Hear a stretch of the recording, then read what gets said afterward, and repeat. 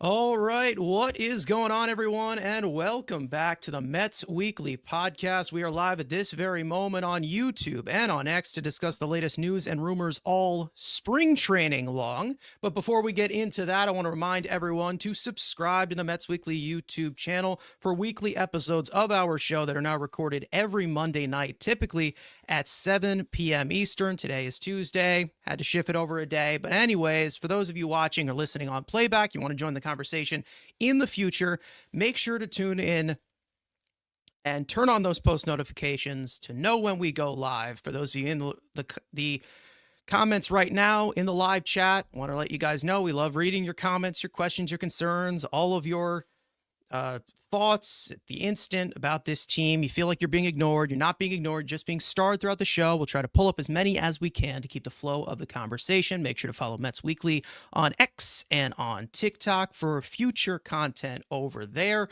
And for audio listeners, make sure to follow us on all your favorite listening platforms to know when the audio version of our new episodes go up at 9 a.m. the following day. Well, as you may notice visually, if you're watching on video right now, live, you may notice we got some empty boxes on the screen. And that means today we are joined by some special guests.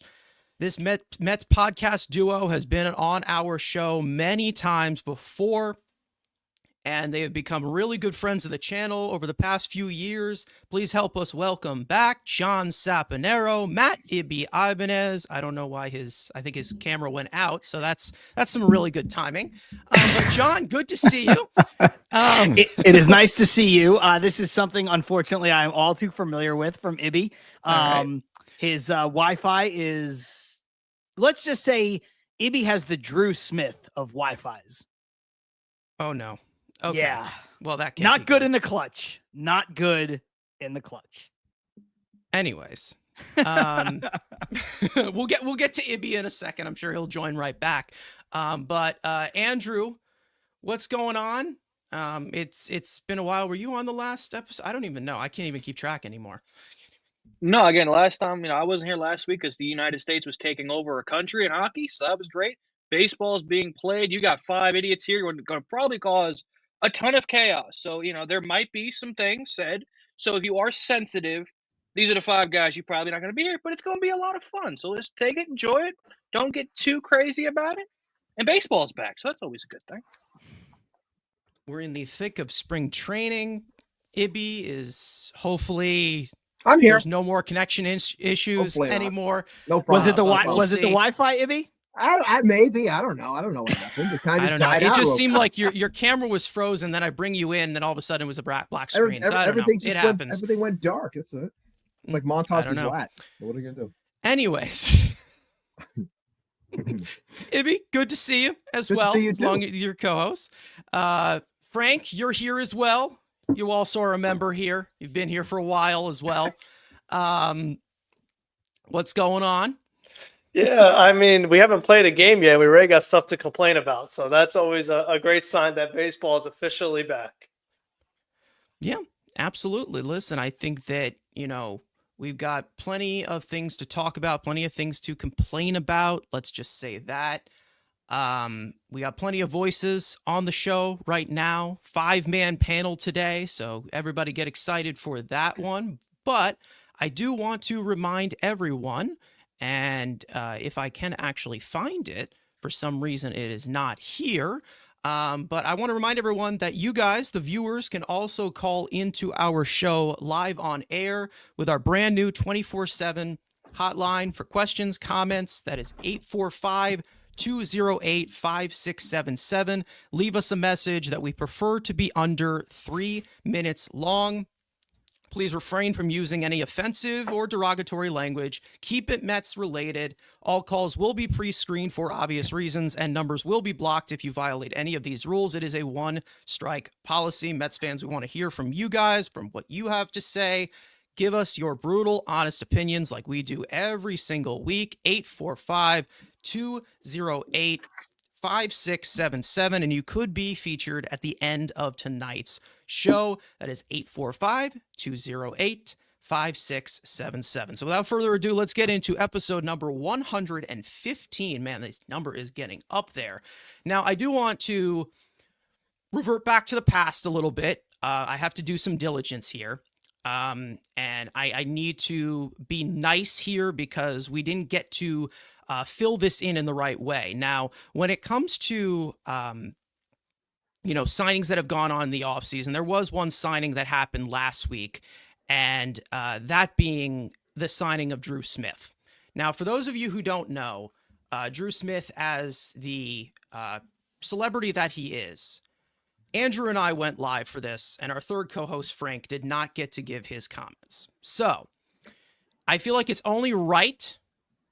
In the top right, I'm going to give you 30 seconds to say what you need to say about this, because it just seems like it never ends. So, Frank, 30 seconds to say what you need to say about this signing, and then we'll get into what we need to get into. Ibby, anything? No, I was turning on the clock for him. Okay, no, I got it for you. Here we go. Wow, 2 clocks. All right. There we go. So Drew Smith, me and him have history. He's been around for a very long time. He blocked me because I called him a minor league reliever. But listen, he stuck around much longer than I expected. I thought we were finally done, but he proved that he truly is immortal. So even if he's totally broken, the Mets will give him 2 years, say, take all the time you need, and he'll always be around. So he'll be a Met his whole career. At this point, I just have to accept it. Yeah. All right. Wow. He had a few seconds to spare as well on that. So that was good.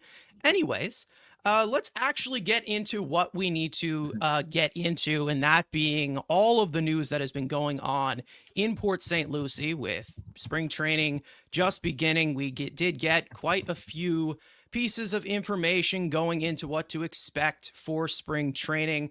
And then we also did get a injury that ended up happening yesterday that just popped up out of nowhere and nothing happened. So we'll get into that. But as for some other stuff that went on and that we heard from Carlos Mendoza and David Stearns, I just want to recap a few things here. We all know that right now spring is sprung. We're in the middle of February. It's pretty cold down here, but over in Florida, it's a little bit warmer. That's why they play down there. And for some of the stories that we did get some stuff about the starting rotation, some of the position players, basically, players on a team. That's kind of how that works in baseball. But when it came to Jose Budo, there was a report from Carlos Mendoza saying that he is not going to be stretched out as a starting pitcher and is expected to prepare to be a multi-inning reliever out of the bullpen going into 2025 opening day. Now, in relation to what happened yesterday, which we'll get into in a second, it seems like he still is not in that formula or in that possibility to be in the starting rotation. Jeff McNeil is expected to play a huge role. He will get plenty of opportunities, as we all know that he was going to. Tyler McGill is going to be stretched out to be a starting pitcher this spring. It's pretty more important than it was 48 hours ago. Griffin Canning is expected to begin in the bullpen, but he will compete for a starter job. Jet Williams is going to get some reps in center field. The Mets also, from David Stearns, said that they explored some contract extensions with some of their young players. The plan seems to be with the DH situation, which we all kind of expected. Starling Marte to platoon with Jesse Winker to start off the year. Get some time in right or left field. Brett Beatty is expected to get some reps at first base, third base, and second base throughout the spring. See a little bit of utility. And then the biggest piece of news, of course, was Frankie Montas going down with an injury. And that pretty much impacts the conversation right now of the starting rotation, which has definitely been a topic of discussion all offseason, whether you like it or appreciate it or not. Frankie Montas goes down with a high-grade lat strain. He has been shut down from throwing for 6 to 8 weeks. He is traveling to New York to receive a PRP injection, and he will require a full spring training ramp-up following the extended period of rest. And the best case scenario, according to Anthony DiComo, pretty much lines up at mid-May, early June for his 2025 Mets debut. Now, I'm going to start this around the horn here with a guy named Andrew, because Andrew, I'm kind of disappointed here. I'm not going to lie. I was expecting to do something all season. I was expecting to have it as more fortunate times, but we don't. But Andrew, what do you think about this injury to Frankie Montas? Frankie Montas? What do you... No? Okay. For those of you who don't remember that, that is a long time joke, and I was hoping to use that for a long time. But anyways, Andrew, as you can contain yourself from laughing at the nostalgia, this seems to happen every single spring, doesn't it? Every single spring, somebody goes down with an injury without even moving a muscle. Yeah, again, it's a yearly Met tradition. Didn't even touch a baseball. Already got a lat strain. You know, we obviously saw Senga and the other guys at least throwing. This guy just shows up already injured. But it's a tradition. Again, this is what David Stearns wanted to bring the depth. Why? I hear myself. Mine or yours? What happened? All right, I heard myself for a second. No big deal. Besides the point. So again, this is what Stearns wanted. He brought in a ton of depth arms and guys like Canning. Tyler McGill, guess what? Probably is going to be on the opening day roster year 4 in a row. That dude, you speak about Drew Smith having 95 lives. That dude's got like 147. He always finds a way in the opening day rotation, so no shocker there. But again, this is what he prepared for, having, bringing in a bunch of these guys. If it's Canning, if it's, it would have been nice to have Frankie Montas. But again, it's a Met tradition losing a guy.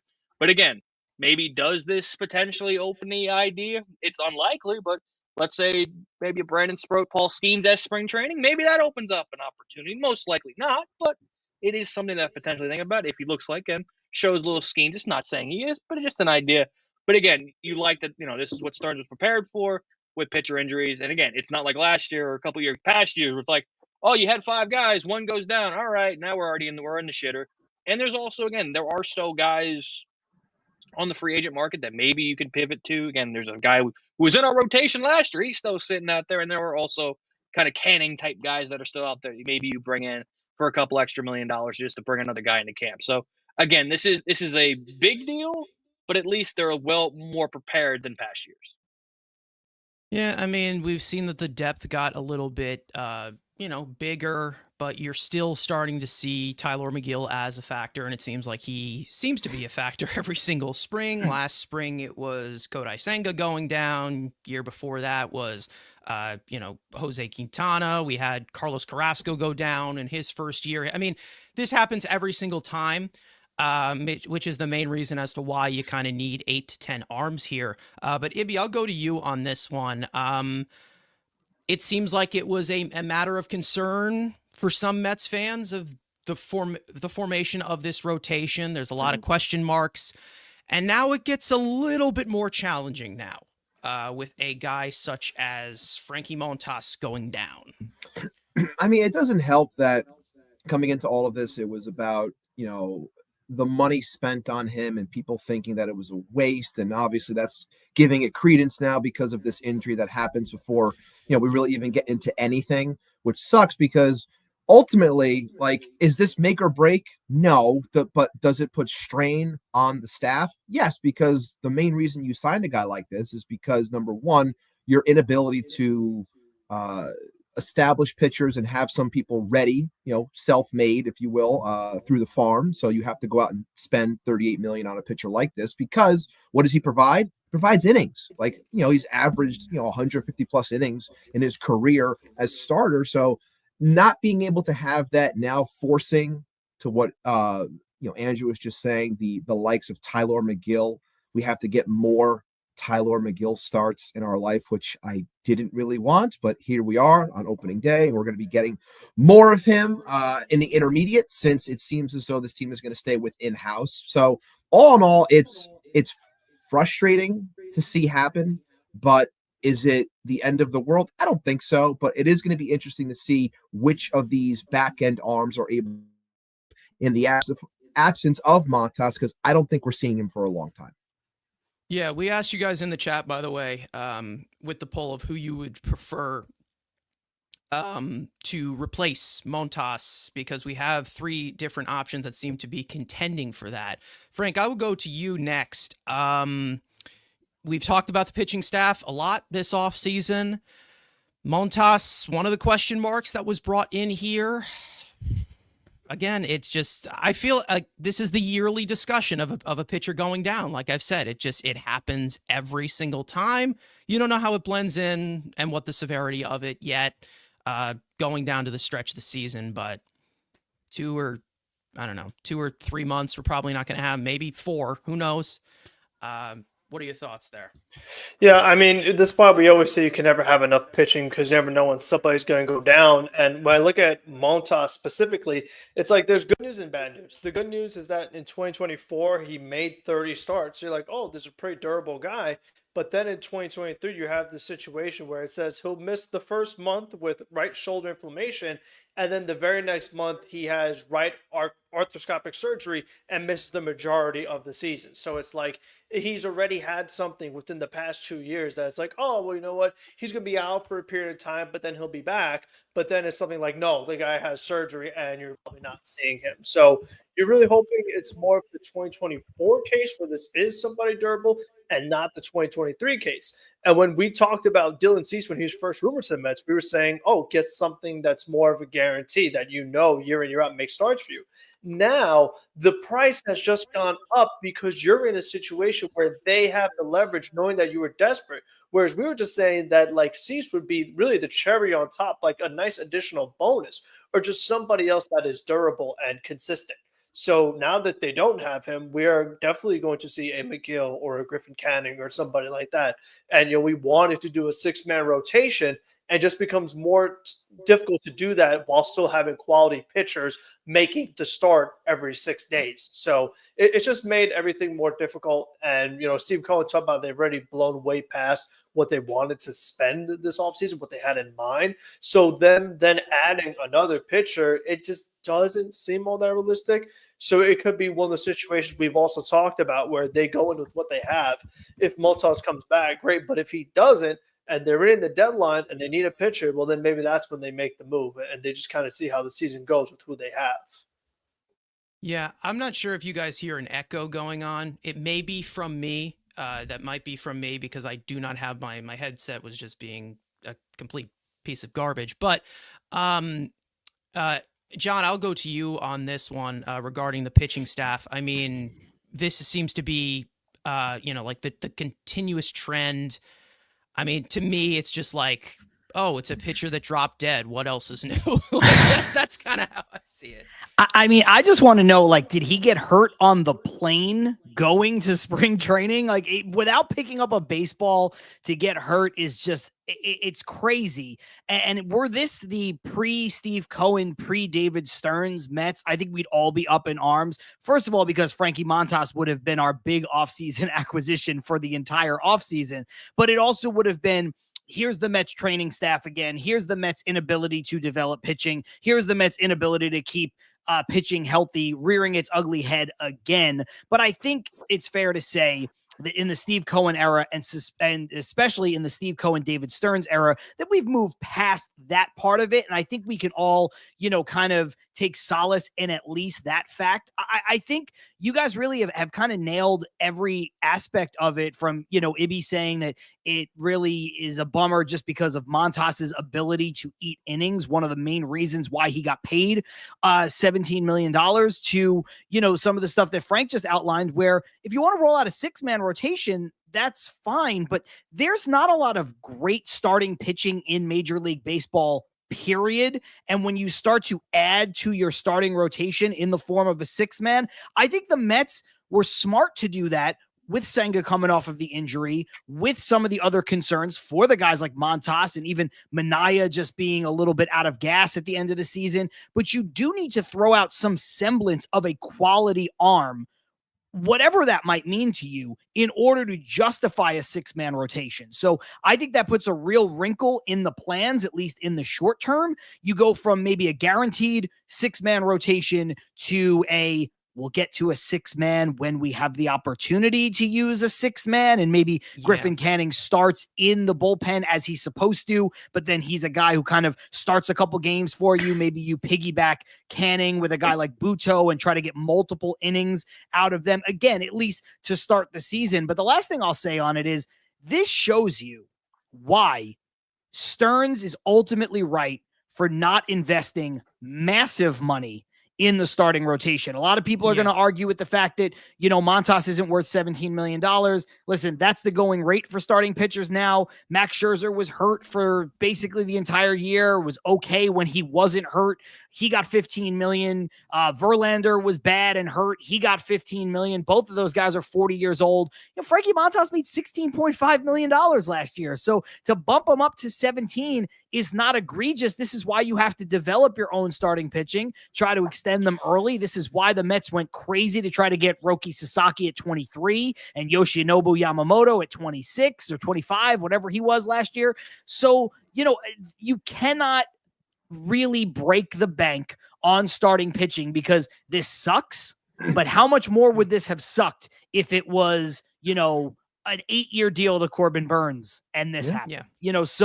I think it really solidifies the point that you can't dive deep into starting pitchers that are 30 years old, especially ones that have a ton of innings on their arms, for big money deals. I think this is proof positive of that.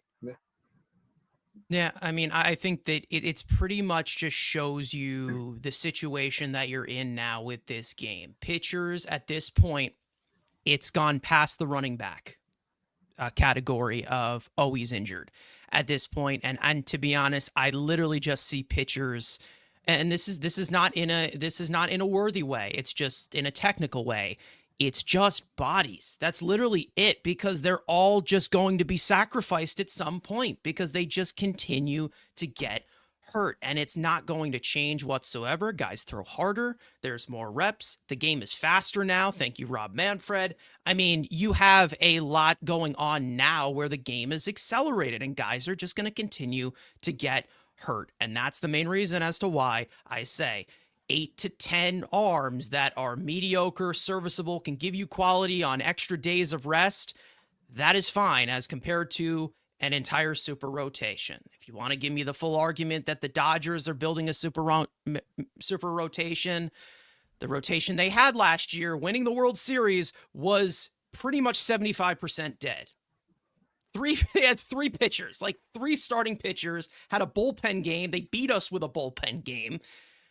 One of those pitchers was Walker Buehler, who has not seen a consistent day forever. And even though Mets fans wanted him so much, not somebody I would have preferred. Again, looking at it from the angle of just a pitcher's job right now, to me, is to get injured. That's literally how I see it, is a pitcher out there, no matter what happens, will get injured no matter what. Because let's not forget, there's some people in the chat here who I am okay with people who believe this, and they should do this, bringing back Jose Quintana as a possibility. I'm okay if people believe they should do something like that. Wasn't Quintana one of the guys that got hurt in spring training as well 2 years ago? I mean, this happens to anyone. Again, I think that there's probably something in the water in PSL because it just continues to be like this every single year. Nothing's going to change this. There is absolutely nothing. Quintana's not going to solve the problem. Will he deepen the depth? Sure. No one's going to solve anything. I think that the only guys that they bring in are going to be guys with major league experience on minor league deals, because obviously with the strap of payroll where they want to keep it at a certain number for the draft pick competition, I get that. It makes sense. There's some money here that I would love to drop, but it ain't going to happen now. I think that there's some guys out there that could possibly be one of them. If Jose Quintana is one of them, because he's familiar with the organization, he likes the organization, he's going to be 36. I don't think that really changes much. Spencer Turnbull is somebody out there that I would consider. I was talking a little bit about him on Twitter as well. I know Lance Lynn is available. That's not a department I would go in. But there are guys out there still available, mainly because of the exact same reason as to why nobody wants to commit to pitching. Another side of this argument, I can also bring in Max Fried, who just got an 8-year deal. He's had injury concerns as well. If that ends up happening, and injury concerns such as what the Yankees have had with Carlos Rodon, again, I'd rather be the low cost that gets hurt, and maybe it does seep into the talent, and then the talent goes down, and we don't have an ace, we don't have a good ERA in this rotation. Scary. You have 162 games to play. There's just nothing that you can do about a pitcher getting hurt. That's the main reason as to why I don't really get attached to pitchers anymore. Jacob deGrom was my last one. We all have seen what has happened with Jacob deGrom. The only pitcher that I will forever be attached to is Edwin Diaz, because he is the greatest existence known to man on this earth. Anyways, if there's anything else you guys want to add? I don't want to spend forever on this because we do have tons of different things we can get into. We can also talk about Montas when we're grading a little bit of the offseason. But, this is the hand I feel like you're dealt just now with how this game is now. Well, the only other thing I think that's worth really bringing up with regards to this conversation is whether it's Jose Quintana or Lance Lynn, pick your person. Whoever the Mets sign, they're going to have to pay 110% on that contract. So even if they bring in somebody on a Griffin Canning-esque deal, which I think his is $4.25 million, and I think Quintana and Lynn and all these people have had better careers, longer careers, it's going to cost more than that, but it's going to be basically double. And I don't know that any of those people provide you the value that you are looking at, that you are going to be essentially paying double for. I know that we're all kind of sick of seeing Tyler McGill. Even Carson has come around to it as far as a starting pitching option. And I do think they're making the right move with regards to Jose Butto, because I don't think they want to jerk him around and you're a starter now and then you're back into the bullpen. I think part of the reason why he couldn't recover is because he'd never really done that before. So I think they'll rely on their other parts of the depth. But look, can you tell me with confidence that Jose Quintana is going to be better than Paul Blackburn or Griffin Canning? I mean, he's had a better career than them, but I don't know that he's worth, let's just say they signed him for $8 million. That basically means that it's a $16 million deal all in. That's not worth it. That's insane. That's more than he made last year. He wouldn't be getting the money, but it's more than what you paid to have him last year is what I'm saying. So it's just, I just don't think any of these guys are justifiable. That's why I don't see them swinging a big trade for Dylan Cease or Michael King because of this. But I think that's the thing that is the only thing that would be worth it, where you're like, okay, well, we're going to pay a lot more, but we're going to get markedly better. And I don't think any of the other names that you mentioned are markedly better. Yeah, I mean, it all is really just to be, again, like how I consider it. It's a body. Like, they're all just bodies. Like, because, like, again, that's how I see pitching because of just the availability that you get. We were lucky enough to get, 180 innings from Severino and Minaya and Quintana, but we also were missing quite a few innings as well from Kodai Senga, who gave us 170 in his rookie year. So we were missing a lot of that, and the bullpen, they paid the price. So again, there's a lot of quantity options that I'm okay with. Again, I'm not thrilled about these arms and saying oh, these guys are going to be amazing. This is going to be a great rotation.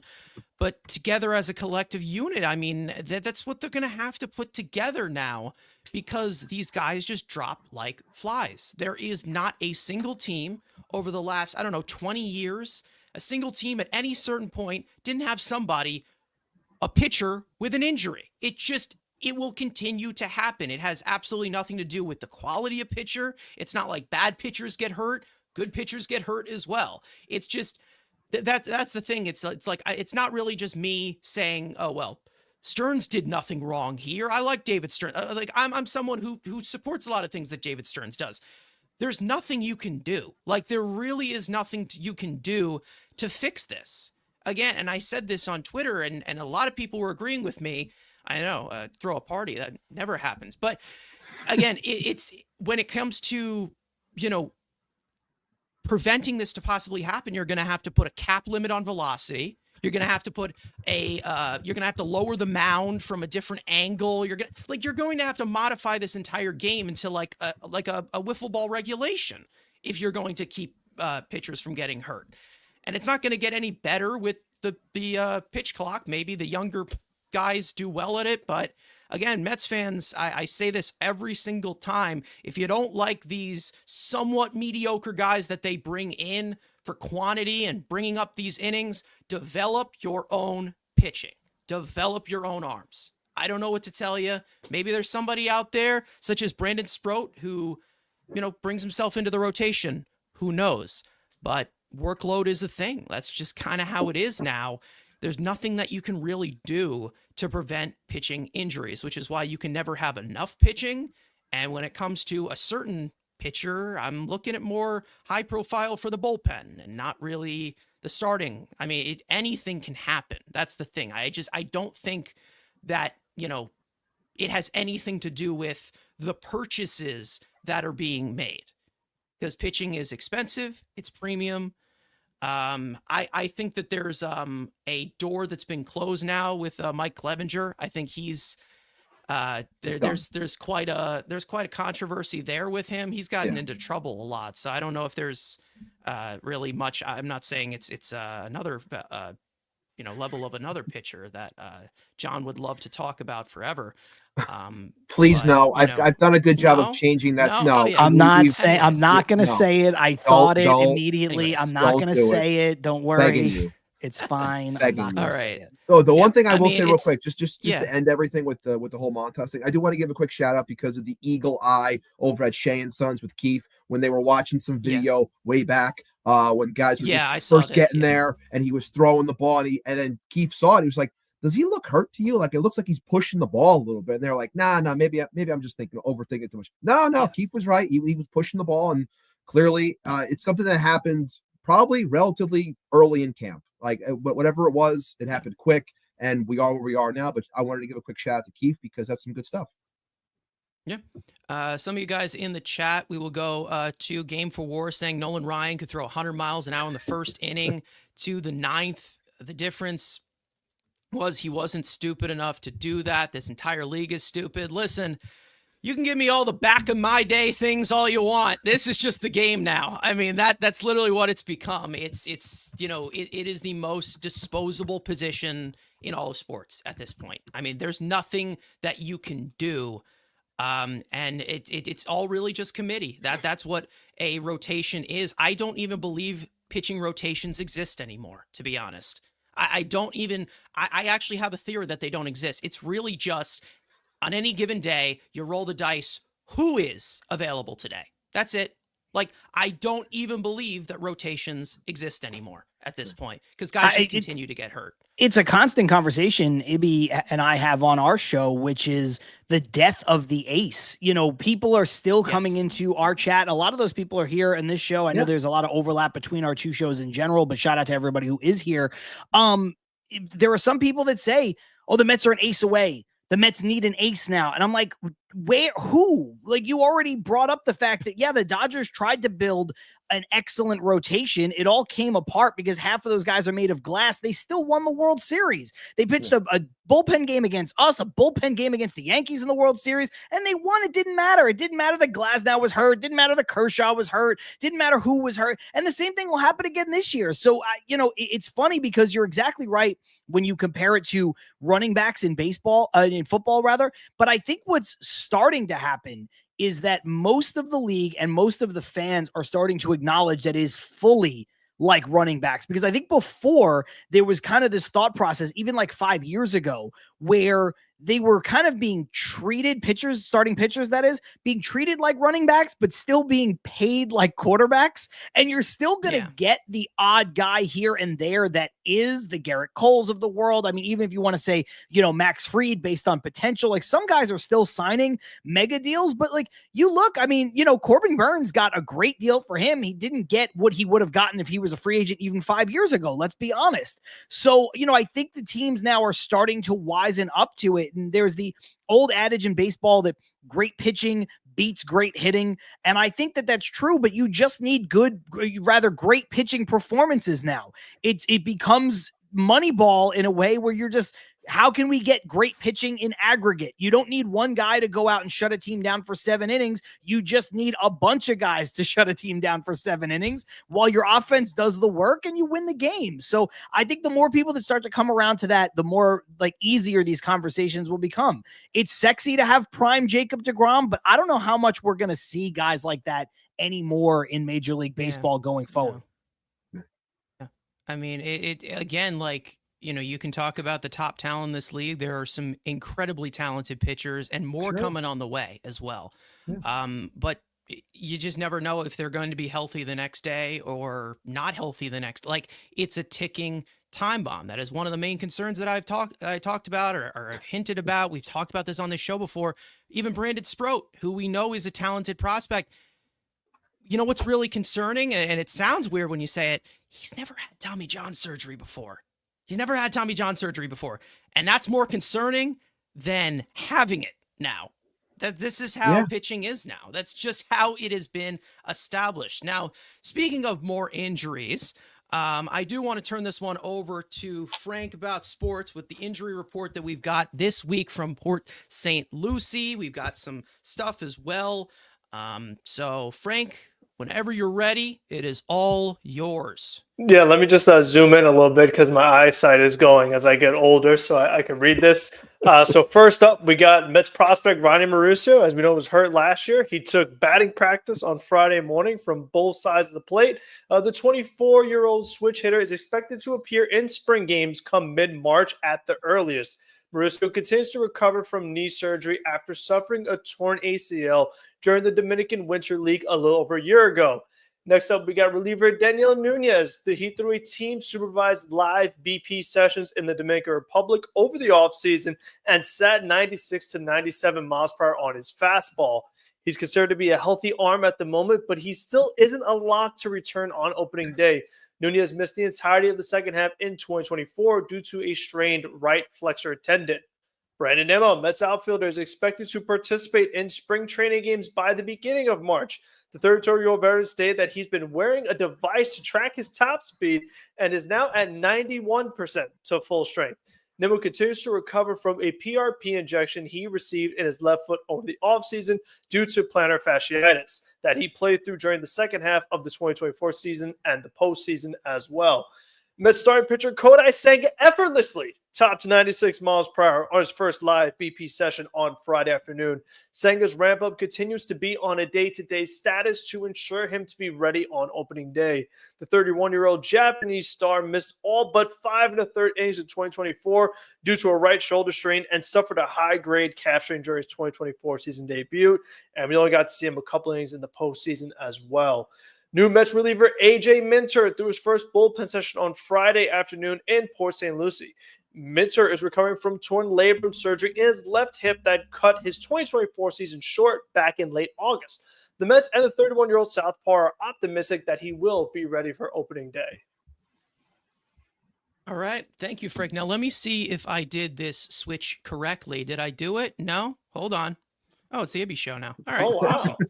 There we go. So now it's time to get to grading in this off season. Now, of course, we got tons of stuff we can talk about with Port St. Lucie, but we just want to see games start. So let's just recap what has been going on throughout this entire winter.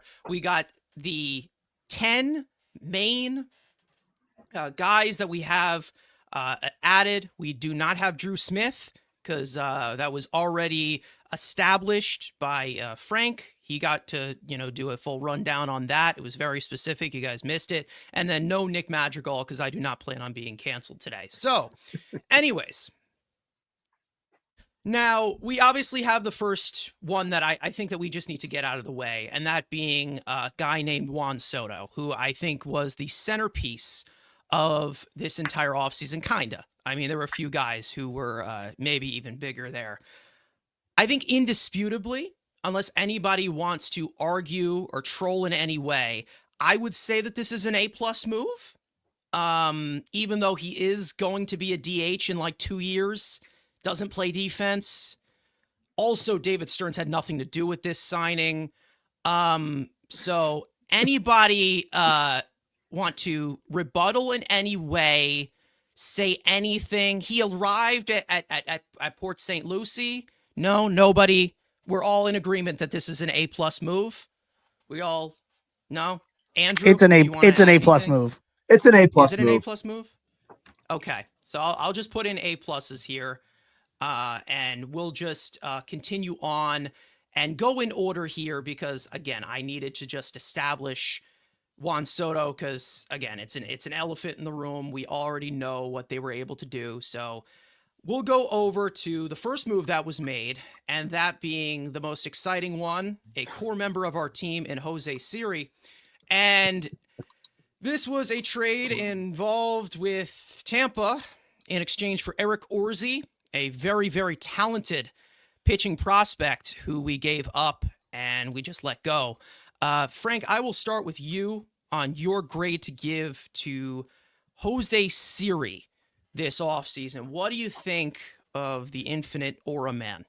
Yeah, so Siri, he definitely he's got a lot going on for him. But I think just because of how well he fits the team, considering that the Mets do not have the greatest defensive corner outfielders, especially in right field, they needed someone really strong defensively in center field, and Jose Siri provides that to the highest degree. I mean, 99th percentile. You can't really get much better than that. The offense is very hit or miss, so I'm going to give him a C plus. I will say the one good thing, though, is that we already see the chemistry looks really good. Him and Juan Soto are having fun, and everyone's just kind of dancing around. So it looks like he's going to fit the Met clubhouse locker room very well and just kind of be knowing these guys that's out here having fun. So I do like to see that.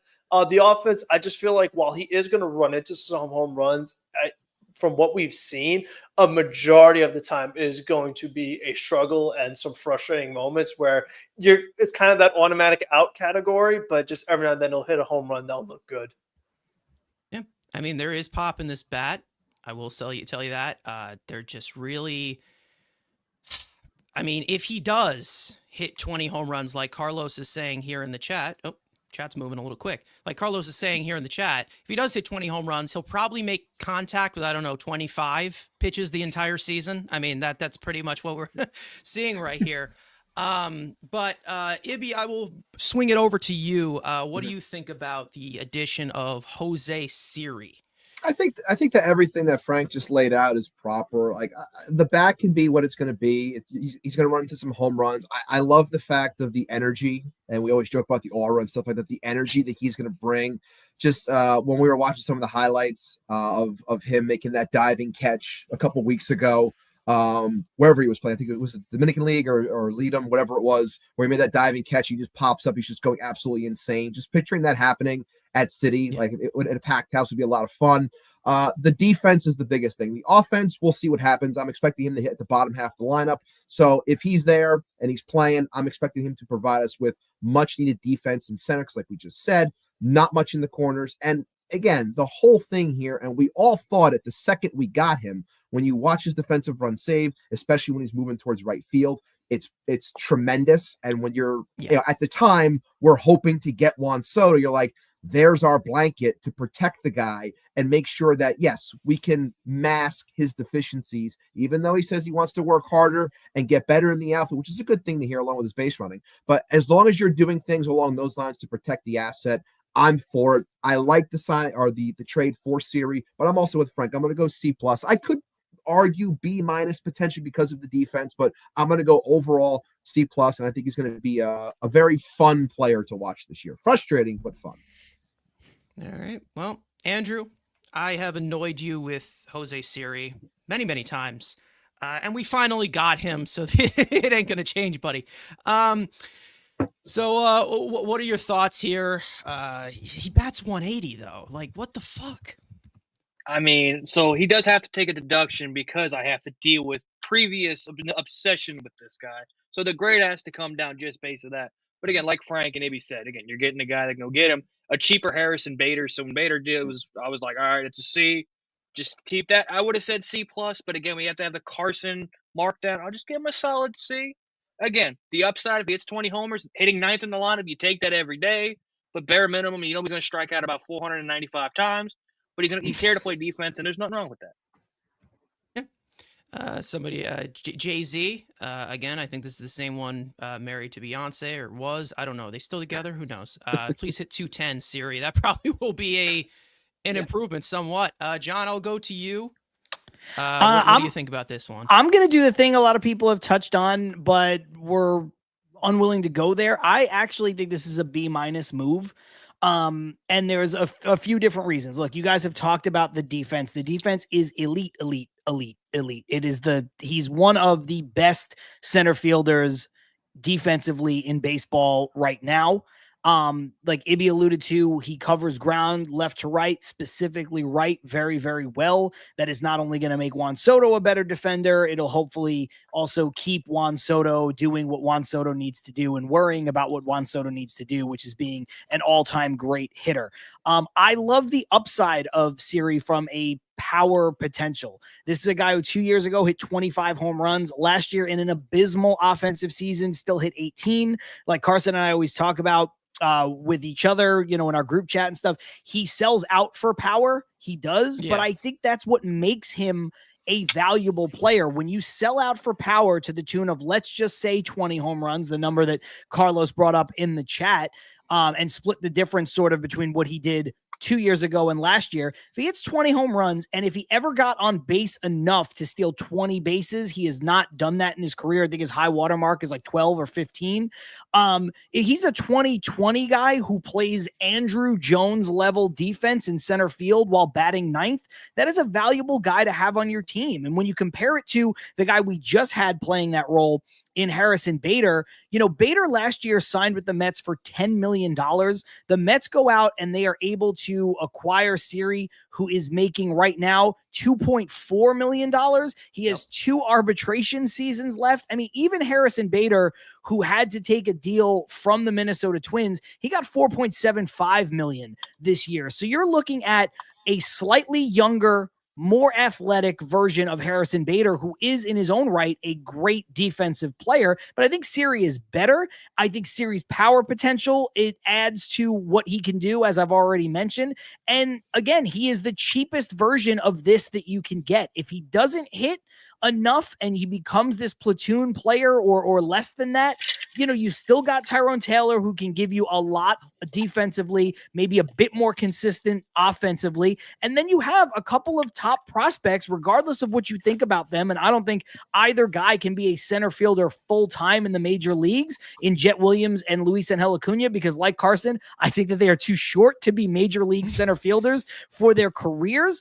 But they are top prospects, and you can always pivot that way. Acuna is probably going to be on the team, right out of spring, barring something crazy. And Jet Williams is not going to be that far behind. So I think as far as a team that really didn't have a true center field option, going with the platoon of Siri and Taylor, I think you'll get more out of it than you even got last year with Bader and Taylor. And honestly, Bader and Taylor wasn't bad. So I give this overall a B-.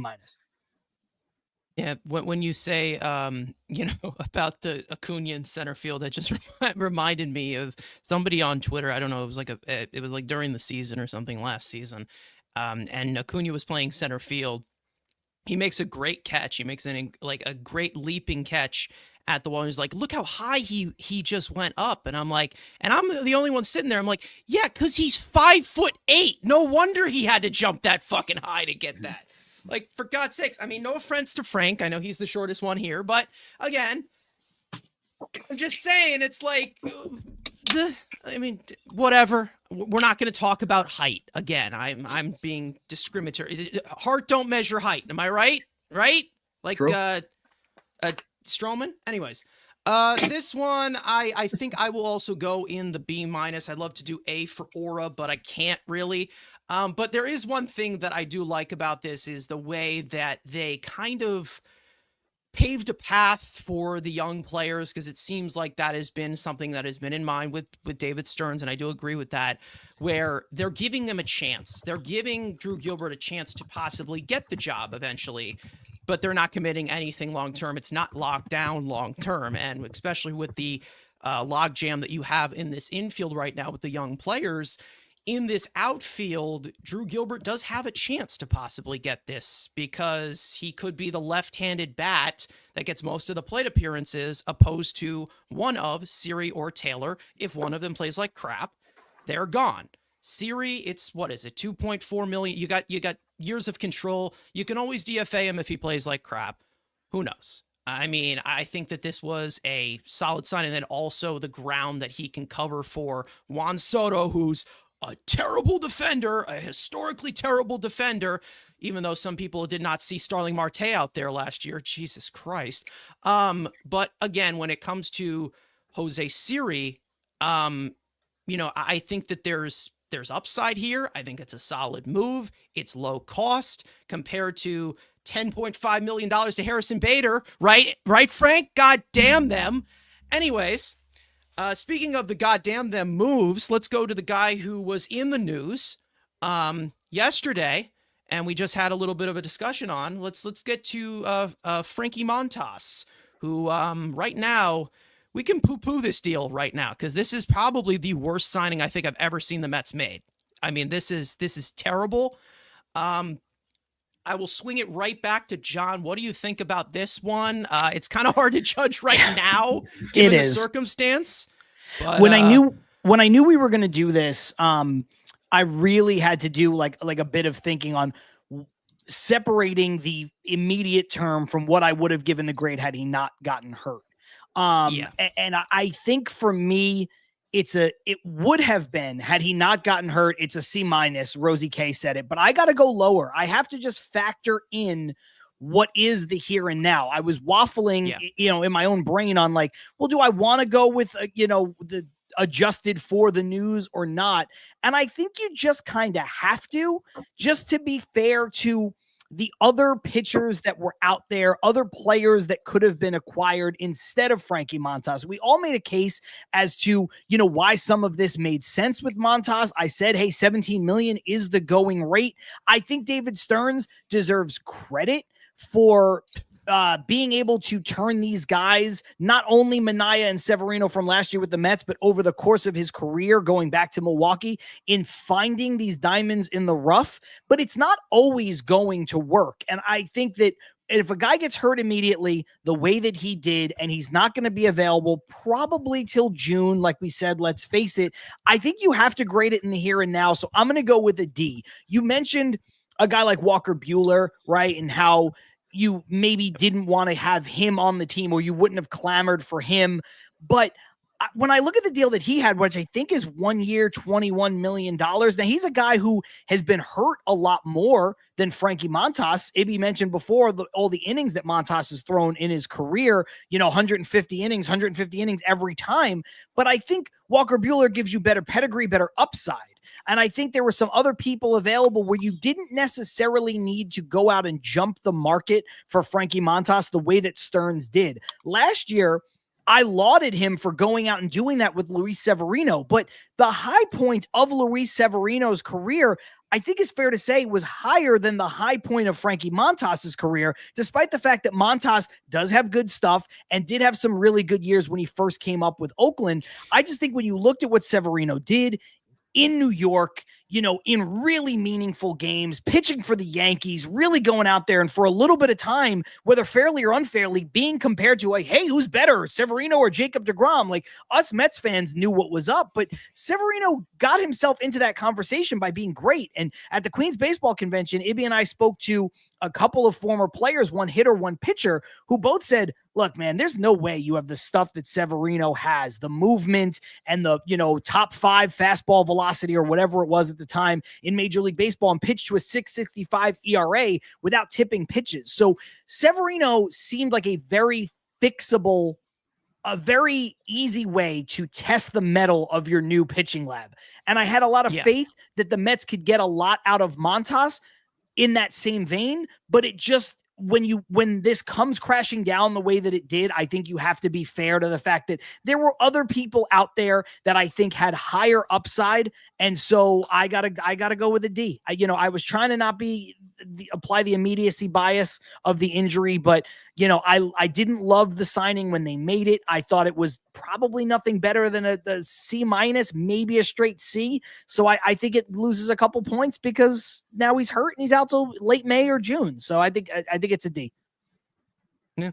Andrew, hold on, give me a second. What do you think? Frankie Montas. What do you think? Well, I mean, the fact that this is going to be Jed Lowry 2.0, it's an easy F. No, I'm kidding. Again, I had it as a C originally. Again, for me, a C is like, okay, I'm fine with it. I'll see the upside to the point with the injury. I'll give him a C-. Again, depending on when we'll see him. Again, knowing Met logic, everyone's saying, oh, it's going to be the beginning of June. And we all know he'll start a rehab in Brooklyn. He'll tweak something and add another month. So who knows when we'll see him. So to the point of when this deal was made, I didn't love it because I'm like, all right, this is the guy you want to go, but I'm okay. This is what Stearns does. Now the fact you add the injury to it, again, C-, and hopefully we see him again. Hopefully he gives us more value than Jed Lowry, but as of right now, they're equal. All right, Ibby, I'll swing it up to you. What do you think about this one? Not off to a great start. No, far from a great start. And like I said before, when we were talking about it at the start of the show, it doesn't help the ones that thought it might have been a decent deal, or it just gives more credence to the ones who hated it from the beginning, saying you wasted your time, you wasted your money, this is what you get. It just it gives a microphone to the ones who want to always shit on Stearns, for lack of a better term. But I'm similar to what Andrew was just saying. It's like, oftentimes when you give grades, I'm like, it's passable. It's like, yeah, it's a C, whatever. Like you said, I'll see things through. But with this, I'll drop it. I'll go C- as well. I just feel that it's unfortunate. It sucks because, like I said before, the innings are what I've been talking about the longest time. The last 2 off seasons, I've been saying how desperately this team needs innings from its starters. So I understood why Stearns would want a guy like this, and I didn't really rip it like others did at the start. But I do have to factor this in. It sucks. He got hurt. But all in all, we'll see what happens. I'm hopeful on July. Like that. I was going to say June, but then I was like, you know what? July, maybe we'll see the guy, and then we'll try to get a better idea moving forward. Maybe it helps us on the back end when it comes to guys needing a little bit more extra rest, and he can provide set innings. But coming off of an injury like this, I'm not sure. Did we confirm? Was this the thing did Scherzer have this? Did Verlander have this? Which one had something similar to this? Scherzer Verlander had right? Verlander had that made up injury that no one knew what the hell it was. It was Okay. The armpit. Armpit, Okay. yeah, some random made up shit. Of course, I think it was Scherzer. It was Scherzer. Okay, Yeah. It was like a Scherzer. But either way, and he's like 1,000 years old, so maybe it helps Montas a little bit. But at the same time, it's unfortunate. It sucks. I'll go C-. I could go lower because of the injury now, but to try to take that recency bias a little bit out of it, I'll go C-. All right, Frank. You guys have a similar name, Frankie and Frank. Yeah, that's something to point out. Yeah, so I mean, just for that alone, I mean, he'll get the highest grade from me, and that's a C. And I have it for a little bit of different reasons than all the obvious ones you guys mentioned. But me more so is like when we talk about just general fit, like I was talking about earlier, so how he fits this current team. Right now, the way the Mets had it set up prior to the injury, I mean, we can make the case that was he the number 3 starter?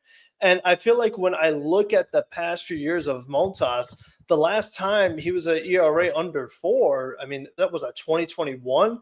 So this is a guy who has not been great in now 3-4 years. I just felt like, and he hasn't really gotten much better the past few years either, even when going to Milwaukee. So the way I felt was that if you go to Milwaukee and still don't see that much improvement, then you're not an easy guy to pitch. Like we were talking about earlier, like with the pitching lab, like they were able to do with Severino. So I feel like if you don't see much improvement there and he's your number 3 starter, I can't go much higher than a C because I really just didn't know what to expect to begin with. And now that he's got this injury on top of it, I feel like you got to feel even worse. So now, I mean, according to Fangraphs, they have David Pearson as the number 3 starter now, and they have Paul Blackburn in the rotation. So I'm like, now everything is just kind of all over the place. So it is just not looking good right now. So, I mean, listen, I hope he comes back and he can show us something, because he has been good like a while ago now, but I'm not feeling great about this moment. Yeah, I'm kind of in this same boat where listen, I have always been um someone who has looked at closely of Oakland players. My dad's a big A's fan. I've talked about this before. I've known about Frankie Montas for quite a long time.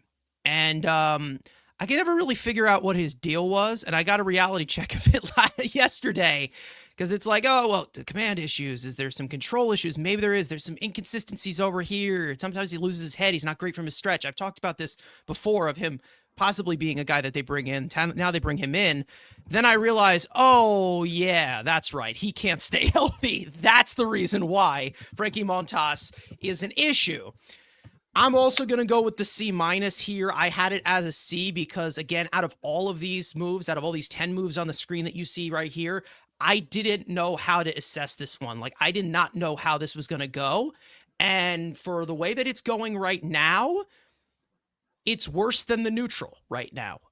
Hopefully he comes back healthy. Hopefully he can do what he can do. But, oh boy, like we said, we're not off to a great start with Frankie Montas's Mets tenure. Real quick, shout out to Odd Villain in the comments. This is said, bro, the lab from RoboCop can't save Frankie Montas, which is one of the funniest things I have heard in a while. That is great. Yeah. All right. Well, yeah. Let's just say that. I mean, the pitching lab can't, have like incredible experiments every single time, as long as it's efficient. Right. But you wasted $17 million on this one. Anyways, let's move on to another guy who they completely wasted money on, went into the dumpster for. Clay Holmes, who is going to be a starting pitcher. So we don't really know how to evaluate this from as a starter, but we've seen him pitch in New York, had some success, had some struggles recently. I'm personally excited for this one. I'm curious to see everyone in the chat what you guys think about this one. Andrew, I will direct this one right to you. With Clay Holmes, you got an expensive reliever if it doesn't work out, right? What do you think? Yeah, you have to. I added that into the fact, and now you also have the additional pressure of, hey, now he kind of has to be your number 3, or he looked as your 4. Now you could potentially move him up depending on how you see David Peterson. I'll give him a B because, again, you do have that high floor of worst case. If it doesn't work, you have a great high leverage arm. But now you add the fact of the injury to Montas. Maybe there is a little more pressure that, okay, maybe you do take it down a little bit because you need him to be a starter. But I'll keep the Montas injury separate. I'll give him a B because, again, at least you give him that high upside. Okay, if it doesn't work, you have him go back to the bullpen. But if it does work, again, you're getting a below market value middle starter for, again, we've seen what the market is. To get him for below market value is always a win. All right. Frank, I'll go to you, my other co-host. Yeah, again, what do you think? I'm always looking at fit and how they fit with the team, and I feel like the rotation has a lot of question marks as it is. Now you're taking a reliever and making him a starter, so he's someone that I feel like we're talking about the offseason grade. It's a B, and then if it works out really well, he could be an A by the time if we do like end of year grades, or if he goes really bad, it could be lower. But I think right now it's a B because it's like if he's absolutely horrible as a starter, you could still get a pretty good reliever. I don't love the fact that it was a multi-year deal and like the AAV was a little higher than I would have thought, considering that it was a bit of an experiment. So, I mean, we'll see how it goes. And we've seen him, like you mentioned, if he is in a bullpen role, give up the big home runs in the big spots to the point where he lost the closer's job for the Yankees. So, it's not a guarantee like, oh, well, if he doesn't work in rotation, just put him in the bullpen. Like, no, he could still give up a big home run, whether it's in the 7th inning or 9th inning. I mean, a big home run is a big home run. So right now it's a B. I hope it's better, but with the rotation, I just felt like we had enough question marks as it is to just do a flat out experiment with everything else that's going on. I don't think it was the best choice, but I mean, they could prove me wrong for sure. All right. Well, we'll see what happens again. John, I'll go to you on this one. Clay Holmes, weird one to assess. Let's just say that. Yes, but I'm a little bit more bullish on this than you guys have been so far, and a lot of the comments from what I can see. I'm going to give this a solid A-. I like this deal a lot because of positional versatility and value on the contract. When you look at Clay Holmes, you guys have talked about some of the positives and some of the negatives, so I don't want to rehash those points specifically, but this is a guy who right now, if he pitches to a 4 ERA, let's say, which we all agree is not great, but at the money that he's making, that is still a value. We just talked about Frankie Montas making $17 million. And that's kind of the going rate for starting pitchers. This is significantly less than that. So, and then if he winds up faltering, which I think they are committed to this experience. So I think, or rather this experiment. So I think that this, is not going to be something they push aside and send him back to the bullpen in a month. But if he finds himself back in the bullpen in the latter half of the year and into next year, you're really only paying about $1 million, maybe $1.5 million more than what you would pay for a top flight bullpen arm. We saw that with, like the AJ Minter contract, for example. I think he's getting $11 million and Clay Holmes is getting something like 12.5 the way it averages out. So, and you're paying that for a guy who, yes, did give up some big home runs, did lose his closer's job, but also was an elite level closer, 4 points. And then when he settled back in to the setup role, was great at that. He's also a guy that has 2 incredible pitches. His sinker and his slider or sweeper, whatever you want to call it, they're elite when you look at the pitch metrics. So I think this is a really good deal no matter how it shakes out. I think the second year on this, I know there's a player option, I believe, for the third year, but I think the second year just kind of covers your ass for whatever might happen. It's like, hey, you know what? This blows up in our face a little bit as a starter, which I don't think it will, but if it blows up in their face a little bit as a starter, he transitions to the bullpen, then you have him next year as a bullpen arm that can set up for Edwin Diaz and can factor into your bullpen, as you don't want to give out too many multiple year deals in the bullpen anyway. So I like this a lot. I'm curious to see, what Ibby and Carson think about it. Ibby and I haven't talked about this too much on our show. I think we both feel pretty positive on it, but we haven't talked about it from this exact perspective. All right, well, Ibby, one thing I will say, we're seeing Clay Holmes give up a lot of batting practice home runs in PSL. So I think it's already been decided that it's an F. I'm not going to go that low on it, but no, for me, this was one that when it first happened, I was very intrigued by it. I wish I can give proper credit to the person I saw post a video on Twitter. I'm blanking on the name. And I always love giving proper credit, but he had posted a video talking about how he had felt that the likes of Jeff Hoffman and Clay Holmes, though looked at as relievers, could really succeed in doing that transition from reliever to starter. So for me, I had this at a B, mainly because I think that that's a proper way to look at it to start. And I think there's a way for it to grow to get to the areas where John was even just talking about from B, that we can work our way to a B+, A-, probably one of the better signings of the offseason. If he has a rise, the similar likes of Minaya and Severino from last year. But to the things that John was just saying, the pitches that he has, the sinker, the sweeper, the gyro slider, now he's mixing in a kick change. Is it going to work? We know that he's kind of tipping it right now with maybe that's why the home runs are happening, Carson. He's kind of tipping pitches a little bit with the changing of some of his mechanics. Those things right now, give up all the homers you want now. Just don't do it when the games actually matter. So for me, I'm very intrigued by it.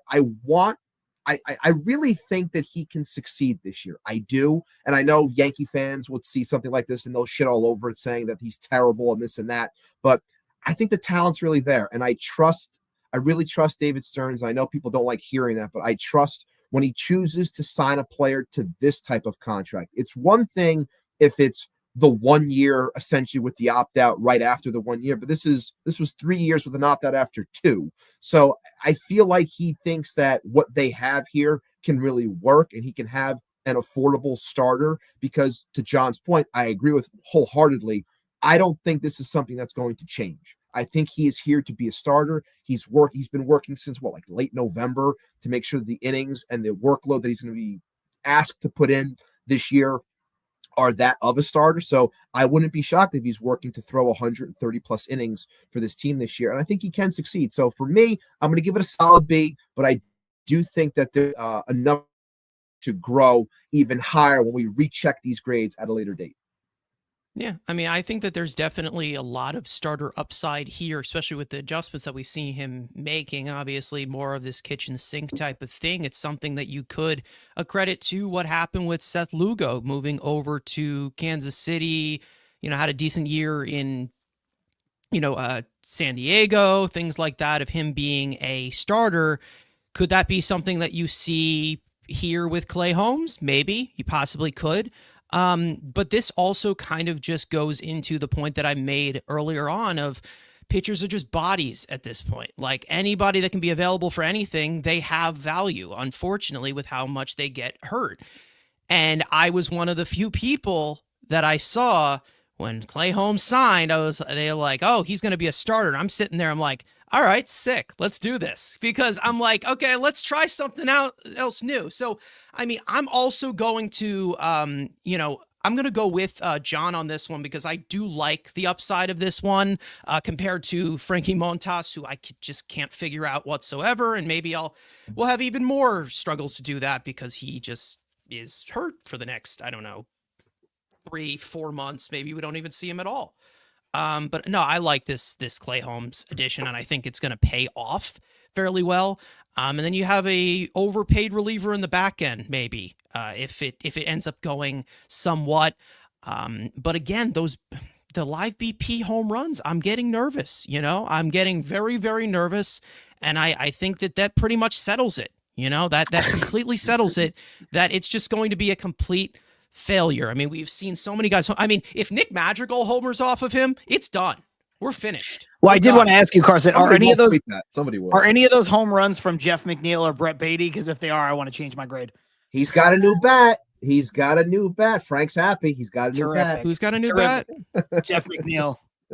Oh, okay. Unfortunate. Okay. If he's gonna hit 250 to 270, he better hit 20 home runs. Better. Yeah. Absolute better. Anyway, was Beatty one of them? I don't know. I saw Beatty get like a half swing off of Kodai Senga or something. I'm just kidding anyway. Swing. I'm not changing the grade. Yeah, Ronaldo Lopez with Atlanta. Again, it all has to really do with the workload of what happens. Again, I saw somebody talking about in the chat earlier with this pitching staff. I don't know who it was, but they said that, this team with that 2015 rotation would have been elite. And I think we all can agree with considering the talent of what we saw with those young pitchers, but it also just plays into it again of the health of these guys, because we talk about it all the time, the PTSD. That entire rotation only had one healthy turn throughout the rotation in like 5 years, a span of 5 years. I mean, it was so bad, and they all just dropped one by one, left one by one, and it's like you couldn't lean on it the way that you thought you could, and you're gonna need 8, 10, 1,400 arms. Like that's literally it. And these organizations that are able to pump out arms like crazy. Yankees have done it fairly well with their overall depth. I don't know about the health of those guys. Milwaukee did it well under David Stearns. We've seen the Rays bring pitchers out of nowhere who we didn't even know were baseball players. And they just, you got to continue to pump out arms. I mean, that's kind of how it just needs to continue to be. It can't just be, well, this is our one guy we're locking in here. It's a committee. I don't know what to tell you anymore. This is just how you have to do it. You got to try new things. You got to do different things, and the quantity approach of somewhat quality and upside. It's just kind of how you have to do it. I don't. Again, it's just it's a risk that I just don't want to take anymore, especially with an accelerated game now. If there's anything you guys else want to add?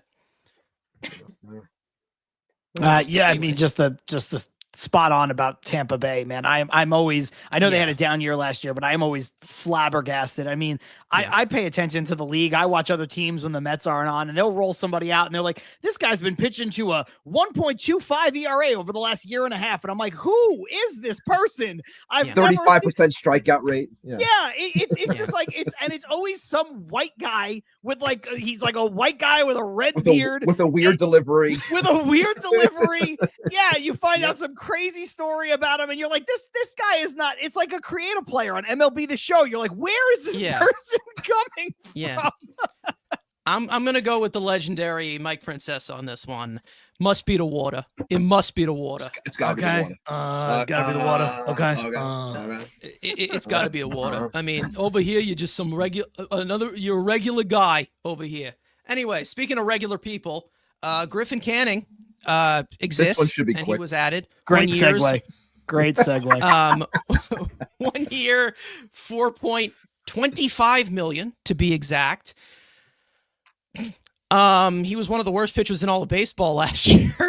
Andrew, I'll start with you. Speaking of the worst, I'm just popping out segues. Well, I mean, the fact he just struck out Francisco Lindor, so it's an A+. But then he just gave up a homer to Jeff McNeil. So, you know, to the point of he's the worst baseball player. C-, again, I'll be nice. It's a new year. I'll be nice and not just give it an F because he's dog shit. But I'll at least give him a little bit of a doubt before the Phillies gave up like a 15 runs against the Phillies. So I'll give him a C-. Okay. Ibby, I'll go to you on this one. Griffin Canning. I mean, it is what it is. Like, I didn't care for when it happened, like really started screaming about it because I didn't think you needed to really scream about it. Am I a fan of Griffin Canning? No, I'm not. Can he possibly do something? Yeah, whatever. Again, providing some innings on the back end. You don't want him to be the guy that you're seeing every fifth day or sixth day, but clearly this could potentially happen now because of the Montas injury. But this is something that can happen, as to Carson's point before. You constantly see guys that, like, you're lucky if you get a guy that goes 30 starts in a season. Like, there's people are always getting hurt. The pitching market and pitchers in general are so volatile. Is he a world beater? No, he's not. But I mean, if I guess C- or no, but I'll be fair. No, I'll stay with that. C- mainly because it's like, I'm sticking with my point before of when I say C, it's like, whatever, fine. I didn't care for it, but at the same time, I wasn't really screaming about it. We'll see what he can do. He was awful last year, but maybe he just needed to get the hell out of Anaheim for all we know, because everyone needs to get the hell out of Anaheim in hopes of, knowing that there actually is a world that exists outside of there. And then maybe he can get with the right people to change what his career has become. But again, I'm not expecting much, but I also didn't scream when it happened. So it's whatever. All right, Frank, I'll go to you on this one.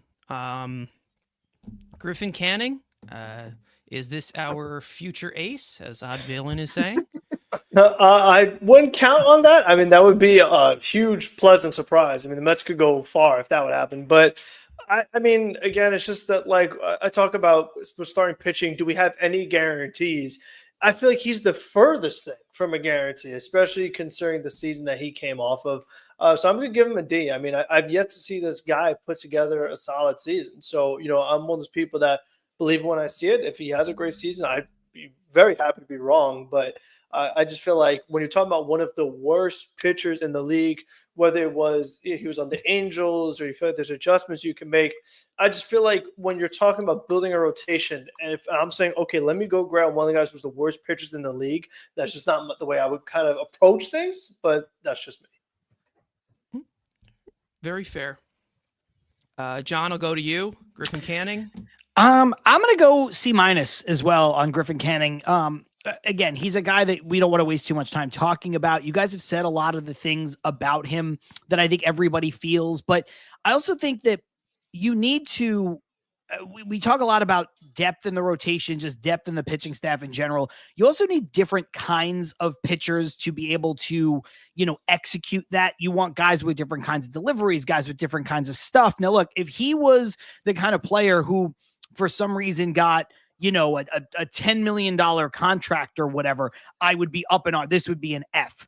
But when you're talking about a guy who might pitch to, let's say, I don't know, a 4.50 ERA, a 4.60 ERA as a starter and a reliever and eat up some innings for you, and that's the kind of worst case scenario you can hope for. At $4.25 million, I don't think it's a bad investment, especially when you're trying to protect yourself from calling up Brandon Sproat too early. You're trying to protect yourself from, Griffin Canning had some terrible numbers, had the worst ERA in baseball last year. But like, if you don't have Griffin Canning on your team, is Dom Hamill in that spot? Somebody who's never done it and never had any success in any way, shape, or form. So there's the immediacy bias of last year was terrible. And there's also the realistic portion of, his career has not been great. But I do think Ibby is onto something when he says this guy spent his whole career in Anaheim, which is one of the worst run organizations in the sport. Yeah. And if the Mets have a revamped pitching lab, then the Angels down here in Southern California, I mean, they are trying to figure out pitchers with like hieroglyphics. They are the opposite of a modern organization in every way, shape, or form. So do I think he's, to Odd Villain's joke, like, does he have ace upside? Absolutely not. But he's not somebody you should be upset about. And again, when the alternative is, well, is it Mike Vassell getting this spot start? Like, I think I'd rather go with the guy who's got a little bit more experience, especially when it costs you less than $5 million for a guy who can make starts for you in Major League Baseball. I know that's crazy to all of us regular people, but that's a bargain. So look, I don't think it's a good deal. I don't think it's a bad deal. I just think it's a deal that you have to get to round out rosters sometimes, and people get, all up in arms over it. Like, why would you bring this guy in?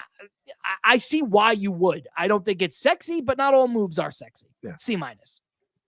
Yeah, it goes into the quantity approach of here. And speaking of $5 million, that was what Adrian Hauser was making. Odd Villain saying that it's less than that this year for Griffin Canning on the free agent market. So again, I this one, I'd say that I was not thrilled with. I don't think that this is going to be amazing. Could it end up being the same fate as Adrian Hauser? It could.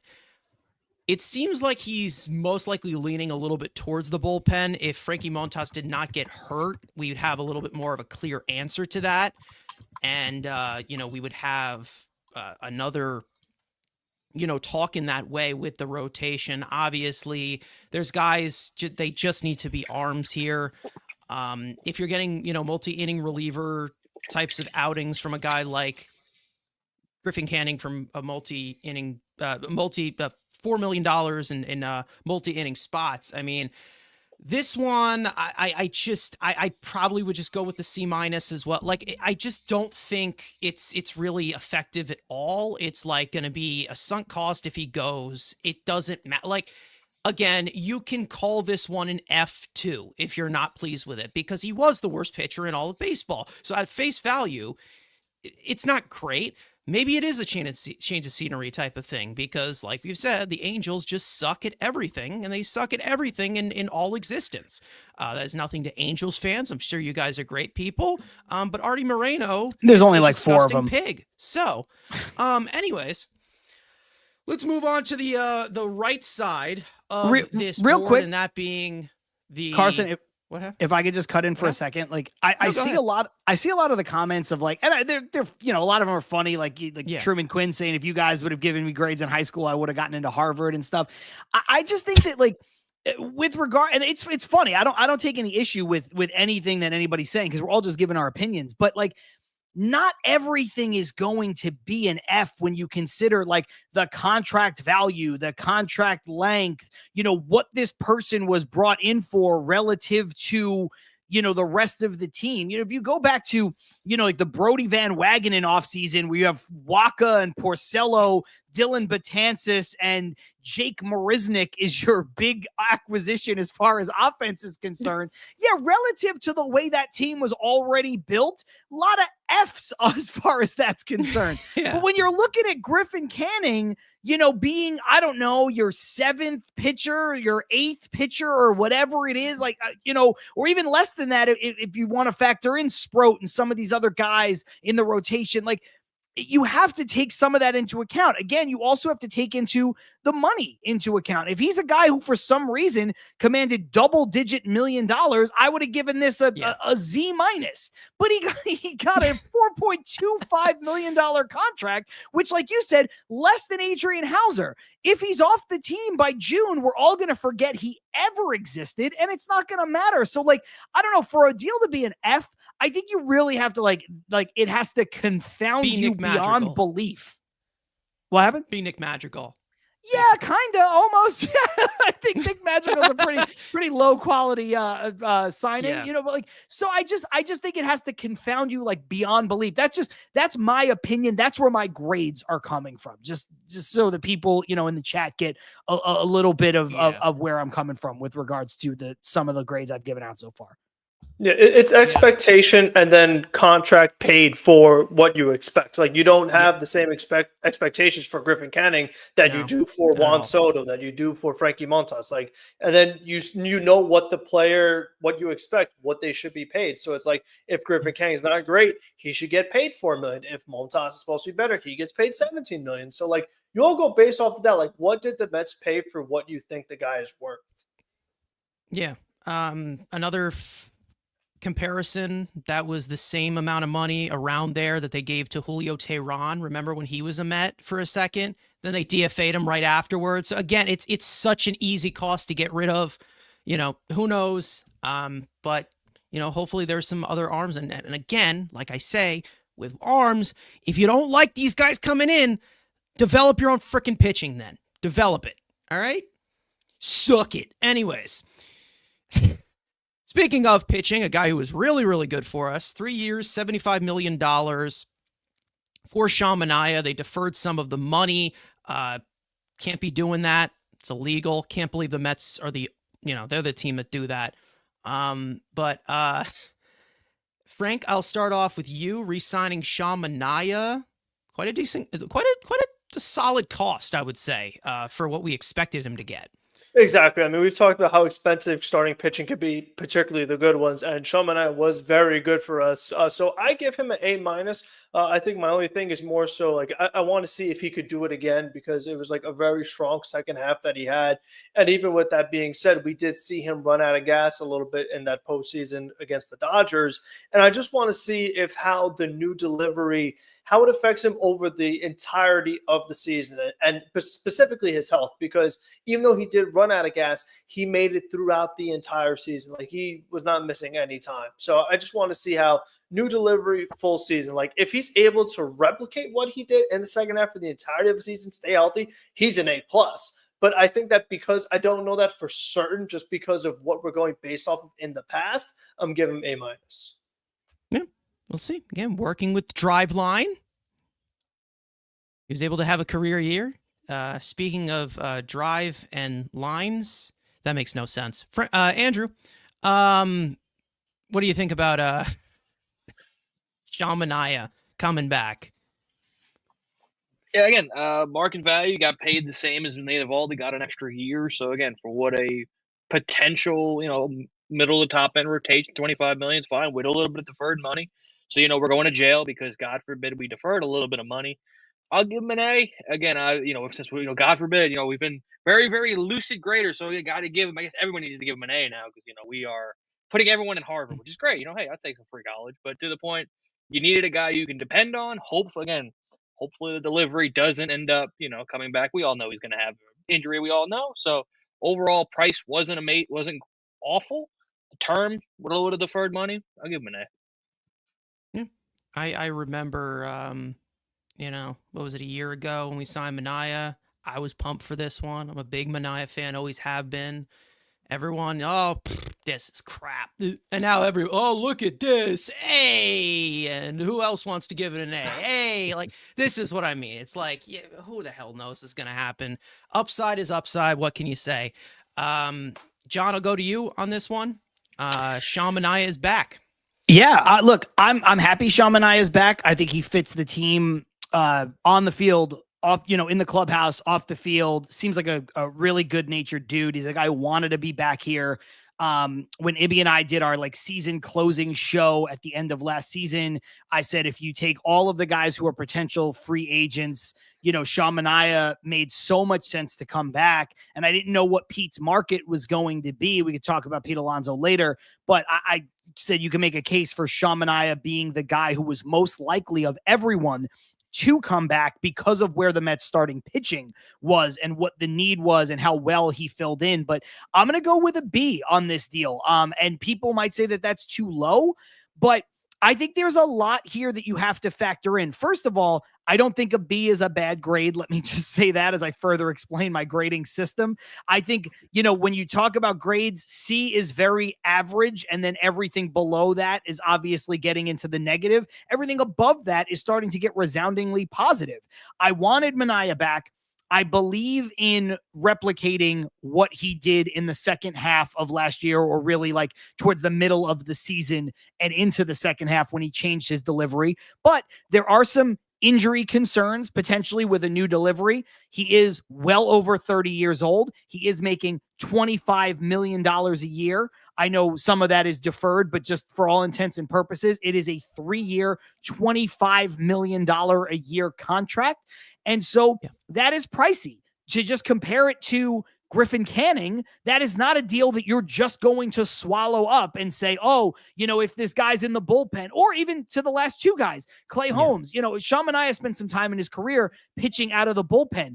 If he's a $25 million a year bullpen arm, that's not great shakes. So for everybody who may have criticized the grades that I gave to Canning or the grades that I gave to Clay Holmes, again, you have to adjust it for expectation. He is being paid like a top of the rotation starter. Do I have faith that he can do that? Yes. Do I hope that he does that because he just seems like a really cool dude? Yes. But is there a downside? There absolutely is. Part of it is the contract. In terms of the money, part of it is the contract in terms of the length. I know 3 years is not astronomical, but again, this is a guy who's 33 years old, who just pitched the most innings that he's pitched in, I think, 5 seasons, and the second highest total of his career. So you have to think about all of those things. And I think somebody else said it in the comments so far. Look, if Sean Manaea pitches like he did from whatever it was, June to September, he is basically he's a number one for you.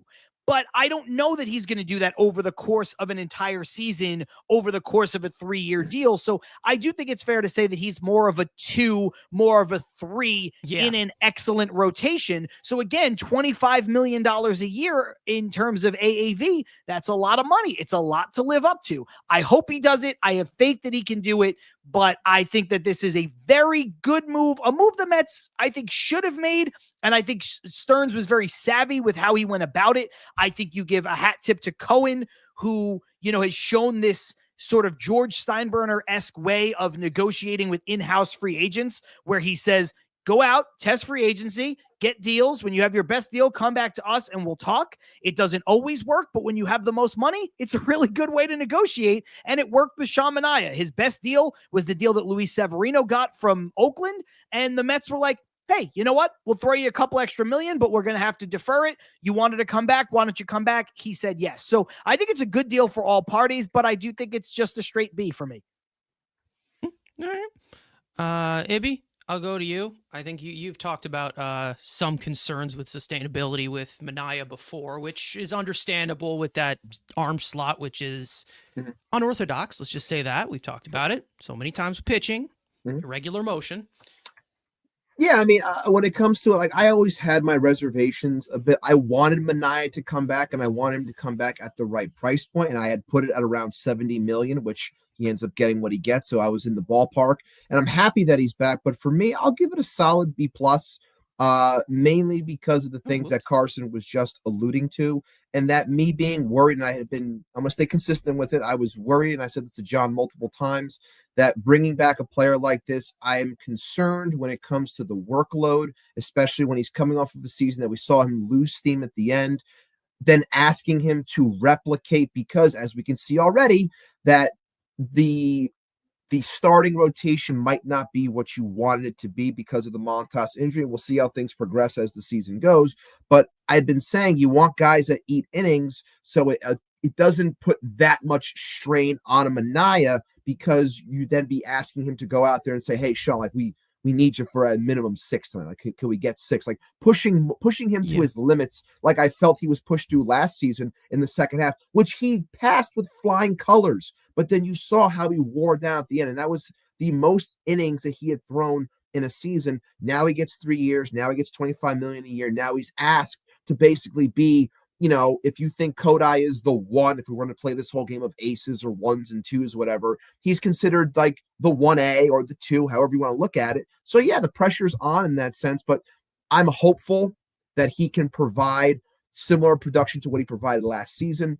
I hope that, what Carson was just saying as well, when you're alluding to, or I should say, when you're mimicking the likes of someone of Chris Sale, yes, he just won a Cy Young, but we also know that there is a litany of injuries when it comes to the likes of Chris Sale. So I'm not, I don't want that to happen to Sean. He seems like a fantastic guy. Wanted to be a Met. We've always, on all of our shows, we always say how it's important to have guys that want to be here, who have success here, which he did last season. He comes back at a semi-discount. I want him to do well, but I think a solid B+ is proper for this one. Yeah. I mean, I think it's all really, really fair because, again, I think that when you bring in any sort of pitcher, no matter what, anyone is going to think from face value that maybe it's an overpay. Because, again, that's just how the pitching market is. When it comes to Manaea, it was kind of like that low 2, high 3 type of money that he did get. With it being deferred, it's a little bit better personally, I think, because millions to millions with this luxury tax, 110% added onto it. It's, something that you kind of want to keep track of in that way. I understand we got the deep pockets and Steve Cohen, but whatever. Anyways, I'm going to also be here with Andrew here and give this an A, because I think that this is the only way to, fit this thing in of forming this rotation, because you can get a little bit of anything with Sean Manaea at his best, where he can give you those sort of innings. He can also give you the strikeout stuff, contact manage, go deep into game. Like, you can get a lot of different things from him. And I feel like you're kind of in like that sweet spot of he's in his mid-30s, he's well developed. There is some concern there, of course, with the arm slot. Maybe there is some health concerns, you never know. But I feel like when you're talking about a 6-man rotation as well, which kind of is a little bit less possible right now with Frankie Montas going down, which is why I probably would add another pitcher on a minor league deal that maybe could, the Dylan Bundy level or whatever, but hopefully better than Dylan Bundy. But again, when it comes to the depth, anchoring the rotation, somebody said it in the chat. I feel like he did that a good amount. Again, when it comes to a 6-man rotation, Sean Manaea, to preserve that type of sustainability in that way, I think it will benefit him just as much as it benefits somebody like Senga to stay healthy, get that extra day of rest. They're not in that, motion as of right now, and that's the main reason as to why, we got an injury from Frankie Montas that was, I don't even know what the hell he did, but he hurt himself. So again, they're going to have to get into somewhat of a rhythm here, but I think that this is the type of sweet spot deal of 3 years is the most I would give to a starting pitcher. I was willing to overpay to bring back Manaea because I feel like there was just a really good room for stability with him, even though there is some questions if he can repeat it or not. But again, it all really just has to go with innings, and you got a good amount of innings from him last year. There's a wear down. I get it. But hopefully they look at it from an angle of, okay, yes, this worked out last year, but also we're going to still have to make some adjustments, because at the end he said, oh, well, I kind of ran out of gas there. And that came in the most unfortunate moment in Game 6 against the Dodgers. So maybe the less of the workload can be better for him. There definitely is a little bit more expectation for him to somewhat repeat what he did last year. But we will see, how that all evens out there. it all really just has to do with getting the innings, and the way to get innings is you got to get the outs. All right, and that's kind of how it works with guys like Griffin Canning. Give me a quality outing there, quality outing here. I'm not asking for the world. Keep us in the game, and just let Juan Soto outslug everyone, and we'll win plenty of games. Now, speaking of outslugging, somebody who, if you mess with him, he'll slug you.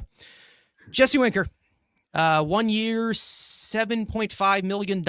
He looks like he's going to be the DH for the left side of the plate.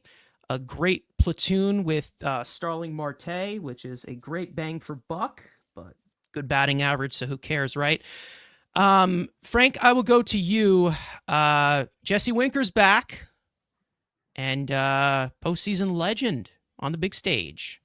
Yeah, I mean, Winker, he's a very interesting one because of how it went with the regular season compared to the playoffs. So for me, I had him at a B+. I think in general, you would like someone from your DH that maybe has a little more power, but also we know the struggles against the left-handed pitchers. So he's also someone that technically is going to be in a bit of a platoon with Starling Marte. So he's not someone that's there every day. And I just really hope that we get more of the postseason version than we did the Mets regular season version, because as we know, before he became a Met, he was having a really great regular season. That's why we wanted to trade for him. Then he comes to us. Inconsistent playing time with JD Martinez being here for sure. But generally speaking, I would say B+ because at least he got done on the big stage, which is where it matters most to me. But, he is going to be limited, being the fact that he does struggle against the left-handed pitchers. So I do wonder how it kind of plays out, where if he's a starter, they bring in a left-handed reliever middle of the game. If he's able to, play all 9 innings as well at the DH position, how that impacts the roster construction too. Ibby, I know that you were a really big proponent of this when it happened, when we traded for him, traded Tyler Stortaway, the future ace of the century. That's a big talking point. Anyways, Jesse Winker's back and is going to be a part of a platoon with Marte. I was shocked that we got Winker back, mainly because I thought that there's a lot of desperate teams out there when it comes to lack of outfield. There's a bunch, I can name Pittsburgh, I can name Houston. There's a lot of teams that don't have outfielders. So I thought somebody was going to give this guy 2 years, let him get him a chance to start somewhere, whether it was at a corner spot. I know his defense isn't the greatest, but just having a bat like that in their lineup, I thought he would have gotten more opportunities. But I'm pumped because I said to John, I would love to have him back. When we were talking about who we would like to see come back, we mentioned the likes of Minaya and Winker, and I was like, I would love to have him here, but I just think someone's going to give him 2 years. I didn't think that Stearns was going to give him that extra year. Get him for the one. I love the attitude, the fact that we have him and a Siri. You got to have those assholes on your team, because it really does carry in a clubhouse when you have someone like that on your side. Like we always say, it's one thing when someone else is an asshole on another team. It's one thing when they're when they're representing you, and people, and Mets fans especially, always want those guys that have that fire and that grit. So I think he fits that persona. I think he embraces it. I think he likes being here. I think it really showed out with the abbreviated time that he was here last year, as well as, being at Amazing Day and stuff like that. It seems like he's really digging the overall vibes of the clubhouse. So for me, I give it a solid B. I understand when people want to say that, they wanted more power. They thought that they would get more from the DH position, but I think he provides something for this team all around. Do you want a little bit more punch? Sure. But, I think some of that gets masked as well when you bring in a Juan Soto as well. So I think he fits. I think it works, and I think a B is the proper way to go about it. John, I'll go to you. Winker's back. As we've said, he's an asshole. Yeah. We love him. Yeah, but now he's our asshole, and he's my kind of asshole too. Just anybody who watches our show knows. I kind of vibe with Jesse Winker's whole thing. No, he's a guy. Ibby and I talked a lot about. Made perfect sense for the Mets to acquire. We're really happy, like you said, when they were able to acquire him at the deadline from the Nationals. He was a guy that I had been pushing for the Mets to bring back. Ibby was saying that he was skeptical, like he just mentioned now. Not that he didn't want him back, but that a team would get desperate, a bad team, the Padres or something, a needy team, a bad team would offer him an opportunity that the Mets were never going to touch. Multiple years, too much money, a starting outfield spot, whatever. And I'm happy that none of that panned out with regards to Jesse Winker, because I think he fits this team, again, like I said about Manaea, he fits this team on the field and he fits this team in the clubhouse. I'm going to go ahead and give him a B-. I think in a vacuum, he is probably a C+ player, but I think he gets the bump up to a B- for aura, because I think him and Siri, I think you need those kinds of people, like Ibby said, on the team. But I also think that he gets a bump because the Mets have, in my opinion, two clogged up spots in their everyday lineup. One is Jeff McNeil. The other is Starling Marte.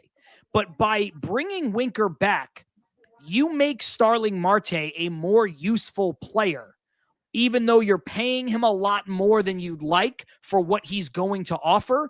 But if Starling Marte becomes the weak side platoon at DH and sometimes outfielder, and he is motivated, this is a guy who's had a lot of success in his career, to stay on the field and prove that he can produce more than that, I think you're going to get the best possible Starling Marte that you can get by pairing him with a guy like Jesse Winker. We talked about it on our show over the last 2 weeks. I don't have the numbers in front of me, and I apologize for that. But in your own time, if you want, go look at the splits last year. Winker versus right-handed pitching, Starling Marte versus left-handed pitching. That is as good as you can do from the DH spot for, I think, a total of, what is it? Somewhere around $20 million for both guys. Obviously, Marte making significantly more in terms of that split. But I think you can do much, much, much, much, much worse. You want to have more punch. I get that.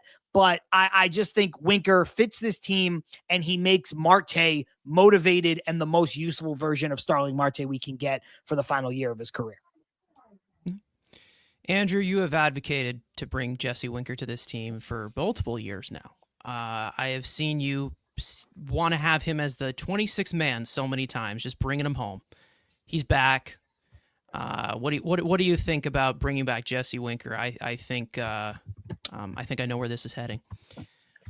I'll give it a B, but I think it's definitely, to what John said, you need these type of guys, because again, as the hockey nerd that I am, I'm watching the Four Nations face-off, and as talented as Team USA is, who's the guy that's starting, that's running this team? It's the Kachucks. The two guys that are willing to knock your ass out and don't give a fuck. And this is what Jesse Winker brings. You can have all the talent in the world. Sometimes you just need that snarl and just that piss off, annoying energy that can bring our locker room together. And that's what Jesse Winker is.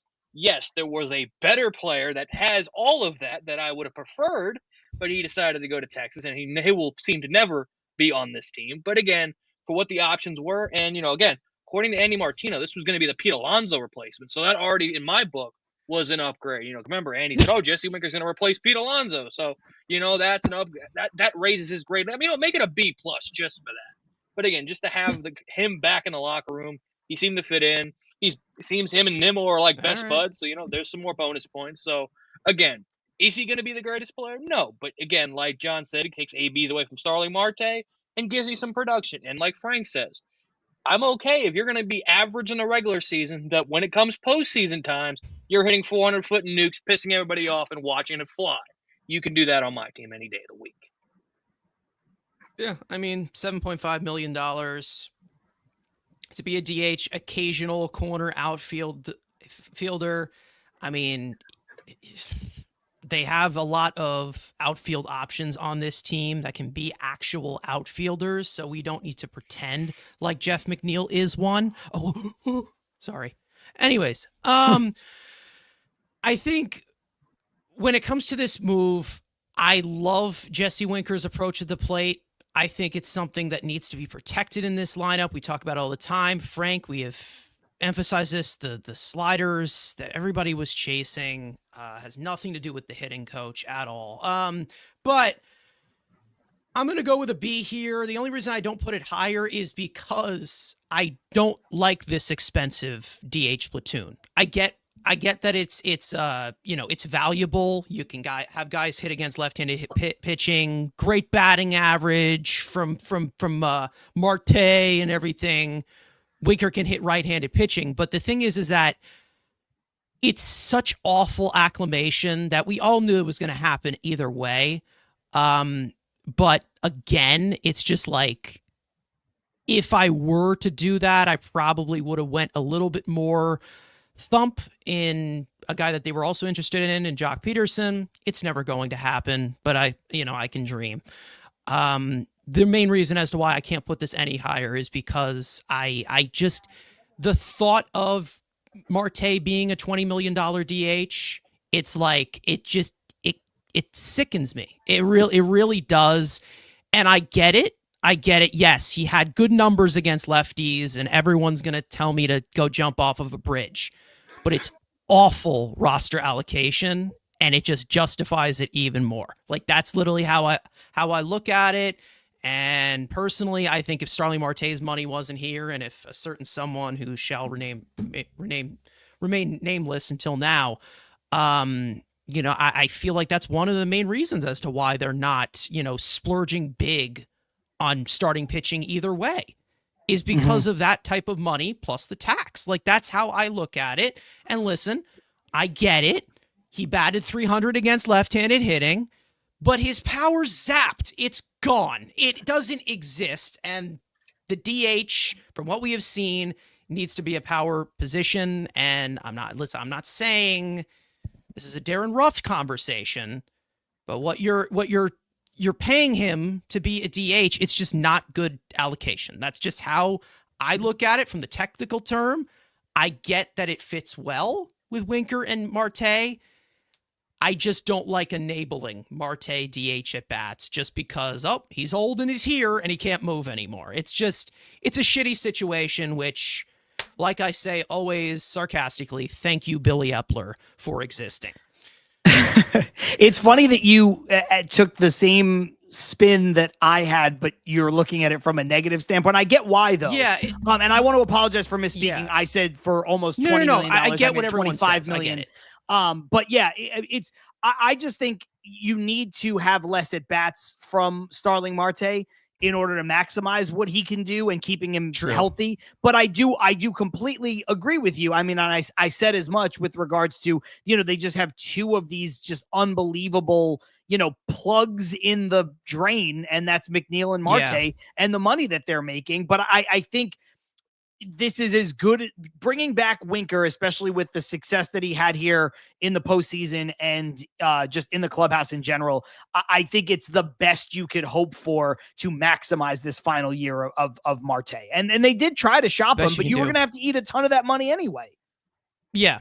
Again, that was the thing. But then when I see these reports of like, we could have gotten Hunter Harvey from Kansas City, of like allocated this in a way and emptied the roster spot, make the team a little bit deeper and more upside in that way. I wanted Jock Peterson. All right. I just wanted him. All right.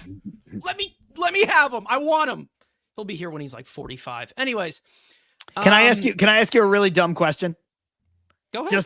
Just to you. Okay. The Mets find a way to trade Marte. They get Hunter Harvey, whatever.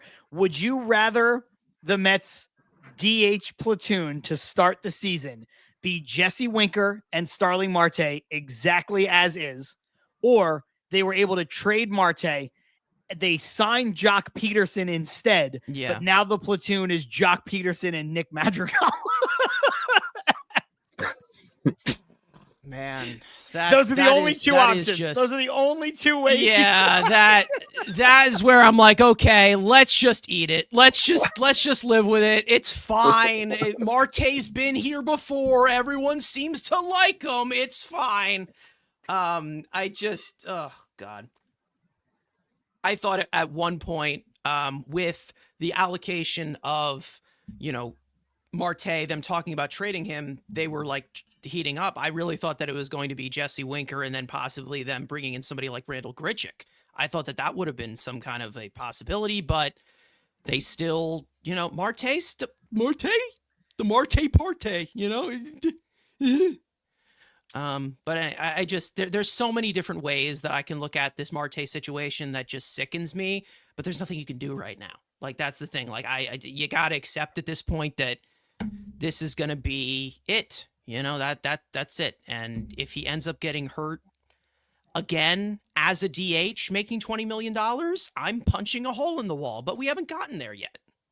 Anyways, now speaking of other additions that are also in injury concern at this current moment, AJ Minter was somebody that they added on a 2-year, I think it was 22 million, 23 million, something around 22. There. It's 11 million there. per. Yeah, 11 million per. Great reliever with Atlanta, had hip surgery, was definitely affected by it. Velocity went down. Does he have a magical hip like David Peterson has now? Who knows? But in terms of filling in the bullpen, Frank, I'll go to you. Solid addition. Let's just say that. Yes, I mean, solid addition because he's been solid for the past few years. But I'm just going to give A- only because of that injury concern, just because I don't know if it's a guarantee he's going to be as good as he's been in the past. I mean, you really just never know when it comes to injuries, especially with relievers. I mean, you just feel like it's always bound to happen at some point. And then there's also that pessimistic, like, oh, a guy that was good for the Braves for a long time is just going to become a Met and be good. It's like, I don't know. It's just like something about that. I'm not sure. So he's A-, but listen, by the time the year's over, he could be A+ because he could have a big impact. I really wanted the Mets to add something new to this bullpen. It's nice as from the left side, even though he had reverse splits in 2024. But just overall, I am glad that they were still able to make an addition as another high leverage guy that they could trust. Definitely. And then you add in a little bit in the middle there with a healthy Danel Nunez. That would be pretty awesome. That would be awesome. My other co-host, Andrew Minter. Gave it a B+. Again, it's a good acquisition. It's a reliever on a multi-year deal with a player option. Again, Frank's favorite thing. Second year's a player option instead of a team option. But again, him being injured, we'll see if he's, again, Carlos said he should be ready for opening day.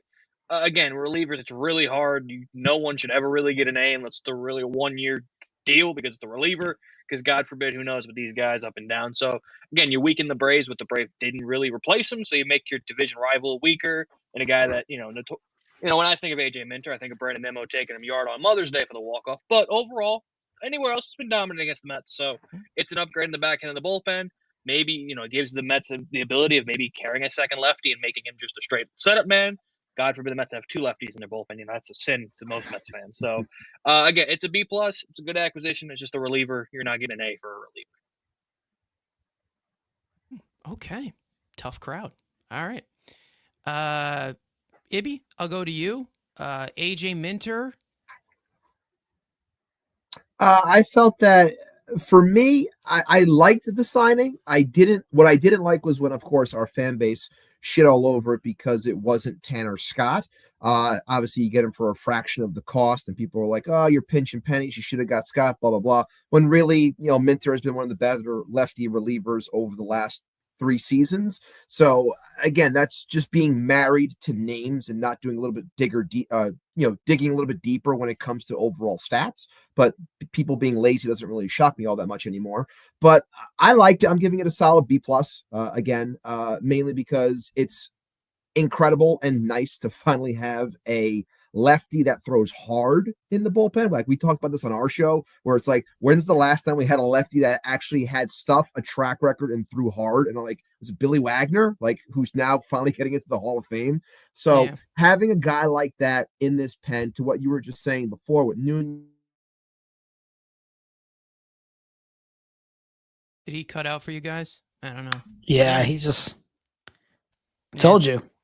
That's how his Wi-Fi is. Anyways, here I am.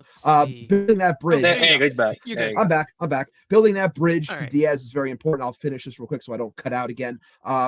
Solid. Love that it's a lefty. have high expectations for him. To Frank's point before, this B+ could go towards an A+ if he does what I think he can do. So I'm very confident on this one. Even with coming off of the hip, he seems to be healthy. Things are going proper. Let's make sure he's not drinking any water in Port St. Lucie so he can stay that way. Put him in bubble wrap, get him back to City. We get him ready for the season. But all in all, very excited about the Minter signing. All right, John, AJ Minter, addition to the bullpen. I'm going to go to B+ as well. I think you guys have kind of made a lot of the points that were out there to be made.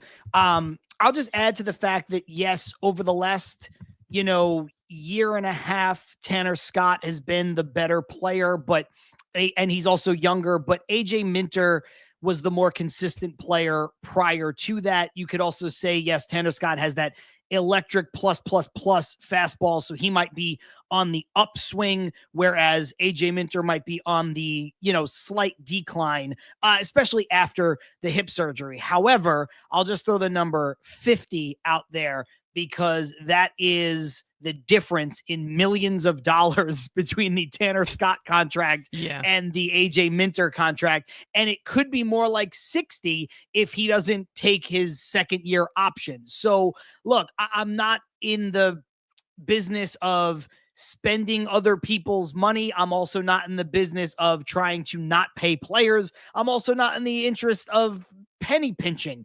But I think when you look at value for a reliever, it is very difficult to have a guy like Edwin Diaz under contract and then go out and give a similar contract to a setup man and hope that both of those guys continue to be what they are without ever having hiccups. The best relief pitchers in the history of the sport, not named Mariano Rivera, have all had their hiccups. The aforementioned Billy Wagner. You look at, all the ups and downs of Craig Kimbrell's career. You look at where K-Rod ended up. You look at the Eric Gagnes of the world. All of these guys, they are wipe out at one point and then they're not. And maybe they have a resurgence and maybe they don't. Josh Hader, Devin Williams, the list goes on and on and on. Baseball is littered with the bones of relief pitchers who got paid too much money and never lived up to the deal. So I love to see the value that the Mets were able to get on this deal. And the last thing I'll say about it is, you did mention the hip injury and the surgery that he had last year, but, still appeared in 39 games. And I know ERA is not everything, but pitched to a 2.62 ERA with that bad hip. When you compare that to David Peterson, who is a much younger player who had that bad hip, he only pitched in 27 games the year that he was injured and pitched to a 5.03 ERA. So you're looking at, if AJ Minter has any kind of bounce back similar to what we saw, a healthy hip on David Peterson look like, I think this is going to be a very good value deal, but B+ across the board for me. Yeah, I only saw Tanner Scott coming here if it was like a 2-year deal or maybe a 3-year deal, something like that. It's a reliever. Like, he had a great season. It could be an outlier season. It could be a peak season. Who knows? I think that there's a little bit of the PTSD of how the contract of Edwin Diaz worked out, because, maybe he's good again, but like 5 years to a reliever, it's not something that's common. It does not happen. And since he signed that, it has been a roller coaster. Let's just say that. I'm also going to go with the B+ here. Again, I think that there's a lot that they need from a guy like AJ Minter. There's a little bit of concern with the hip injury, obviously. Hopefully it's something that improves and he's able to, get a little bit more rotation in the hips, similar to what they did with Sean Manaea. He kind of had the hip rotation thing with drive line. That's kind of how the out of velocity. So we'll see how that kind of is the look from there. Another thing that he does very well, expanding the zone. He's able to get these chases, something that they really struggled with, and they really struggled to get out of some of these situations, or it just seemed to be a lot of walks. Guys who can expand the zone, very, very important in that way. And then, of course, the back end of this bullpen, building a bridge to Edwin Diaz, it's very, very important because whether you like the Diaz contract, whether you hate him, the most hated man on the planet, the most loved man on the planet, I can't even keep up. I am a ride or die with Edwin Diaz. We know this by now, but I mean, what else can you say? He's your closer, $102 million closer. So he is going to pitch. He's going to be on this team. So you're going to have to build a comfort level to him. And AJ Minter definitely does that better than some of the jagoffs we've had on this team. Anyways, speaking of other relievers, we had Ryan Stanek come back as well, was acquired from Seattle for, I don't know, some outfielder who there's like, random Mets fans that probably hyped him up for a second. But 1 year, Jesus Christ, 1 mil, 4. Okay. Ryan Stanek's back. Frank, I'll go to you. I'm not even going to try. I'm not even, that's just whatever. Well, whatever the contract was, it wasn't all that much considering, what some relief pitchers could get. I'm going to give a similar grade to Winker because he was kind of the same situation where the Mets get him trade deadline, was not great in the regular season, but was really good in the postseason. So I'm going to give him B+ and just hope that we get like the postseason form that we got of him. One of the things that he has going for him is that he had been good in the past, especially in the postseason. So he is like, him and Minter are like those few relievers where you actually have seen guys that are good year in, year out, where we know so many other relievers who like, oh, they're an all-star, and then next year they're awful. So, I mean, at least these guys are the very few consistent ones you see. So I'll give him B+. And like I said, I hope we get the postseason form. And I feel like having somebody like Minter makes Stanek better, and having someone like Stanek makes Minter better. Because I was talking about like not overworking your relievers to get the best versions of them. So it's like you add as many good relievers as you can, and everyone's just going to perform much better. Yep, definitely deepens the pen. They've got a little bit more stuff in this and a little bit more guarantee. Let's just say that. Ibby, I'll go to you on this one. Ryan Stanek, 1 year, $4.5 million, 4 year. I got it right? You got it. 1 year, $4.5 million. Well, Look, okay. I've been someone on our show that and on Twitter also just very pumped up every time Stanek came in, especially during the playoffs. So everything, Frank, I'm going to echo everything he just said, because like that's the guy that I had the most trust in really when it came to the playoffs. Like he came in, he was nails, and just seeing him and the energy that he brought, throwing hard, basically like here's my fastball, hit it, and no one was touching it. He's playoff driven, he's playoff tested. He's won in Houston. I think he was on the winning team, but he was in Houston for a long time.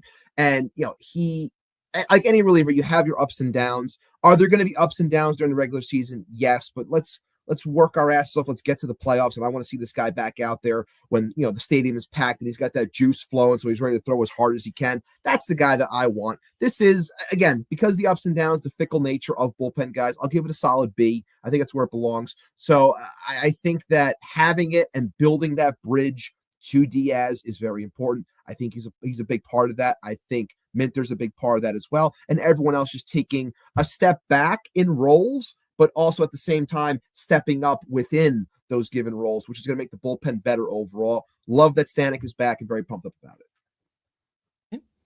All right. Oh, whoops. That was, I put it in John's. Speaking of John, if you want to grade this one. Yeah, this is a tricky one for me because he's one of those guys who Mets fans, I think all of us have had him circled as a guy who made a lot of sense, right? Let's like the Andrew Chafins of the world, where it's like, when is this guy going to be on the team? You guys talked about Jock Peterson before. When is this guy going to be on the team? Ryan Stanek makes so much sense. He makes so much sense. And this one finally comes to fruition. And when he got here, Mets fans, the Mets franchise, Mets players, the team, we got the full Ryan Stanek experience, which is a bit of an up and down during the season and nails in the postseason. That's kind of what this guy's reputation is. I think he pitched to like a 4.8 ERA or something between the two teams last year. And his ERA with the Mets, again, ERA not being everything, not pretty. And it was reflected in his performance. But that said, I think sometimes you need more proven commodities in a bullpen. And I think the Mets in years past have been a little, even with Stearns last year, and I understood why, because some of the financial constraints, the money they had tied in, the dead money, if you will, quote unquote, to some players who weren't on the roster, trying to be a little bit more savvy in the bullpen. But now that some of those handcuffs are off, I think it's a little easier to spend a known quantity of money, this, $4.5 million on a known quantity pitcher. And so I think it made a lot of sense for him to come back. He's only getting a $500,000 pay increase from what he had last year. So I think it's a really good deal for the Mets. No such thing as a bad 1-year deal, especially for relief pitchers. That's where you want to live. But he is going to be up and down. I think he does do a lot of really good things. He has good stuff. Sometimes he's going to give up home runs. Sometimes he's going to walk people. I hope he is nails in the postseason. I hope the Mets make the postseason. But I think if you're looking at Ryan Stanek and you're being truthful as to what he has been as a player, I think you have to give this a C+. Because I think he is a C+ kind of player. He's probably a B- to a B addition for this roster, but I think he's a C+ player just for his career. So I'm going to go. Doesn't mean I don't want him. Like I said, I think C is average, and I think everything above that is to the positive. So I'm happy he's back, but I think Met fans do need to be realistic about what he's going to give you over the course of 162. Yeah. He can be wild, but he also can be electric. Definitely a low floor type of pitcher, but a high ceiling. I'm just glad I don't see the low floor pitching in the sense of Adam Ottavino, who's just throwing a bunch of fucking frisbees to the backstop. I'd rather have this of, okay, here's my fastball. Try and go fucking hit it and do whatever you want with it. Anyways, Andrew, Ryan Stanek, beautiful flow. What do you think? My fellow Missourian boy, I gave him a B. Again, there were better options, but at his price point, again, he's comfortable here. Again, a guy like Jesse Winker was not great in the regular season, showed up in the postseason when you need him bigger. Again, I'll take these type of guys all the time for less than $5 million. It's nothing bad. Again, and it lengthens the bullpen. It doesn't have to put pressure on a guy like Daniel Nunez. Like, hey, that's it. He's the guaranteed high leverage. Ryan Stanek has had some high leverage opportunities to lengthen that pen to say, hey, we like Daniel Nunez. We want Daniel Nunez to be like that second guy up. Now you can go into the season. Maybe he's the fourth behind a guy like Ryan Stanek because he's proven he can get high leverage outs. You don't have to force Daniel Nunez right away. You lengthen your bullpen. You bring another great arm. And like you said, we don't have to watch Adam Ottavino through that godforsaken sweeper. Enjoy Boston and go pitch in Fenway with the Green Monster. That's a great decision. Yep.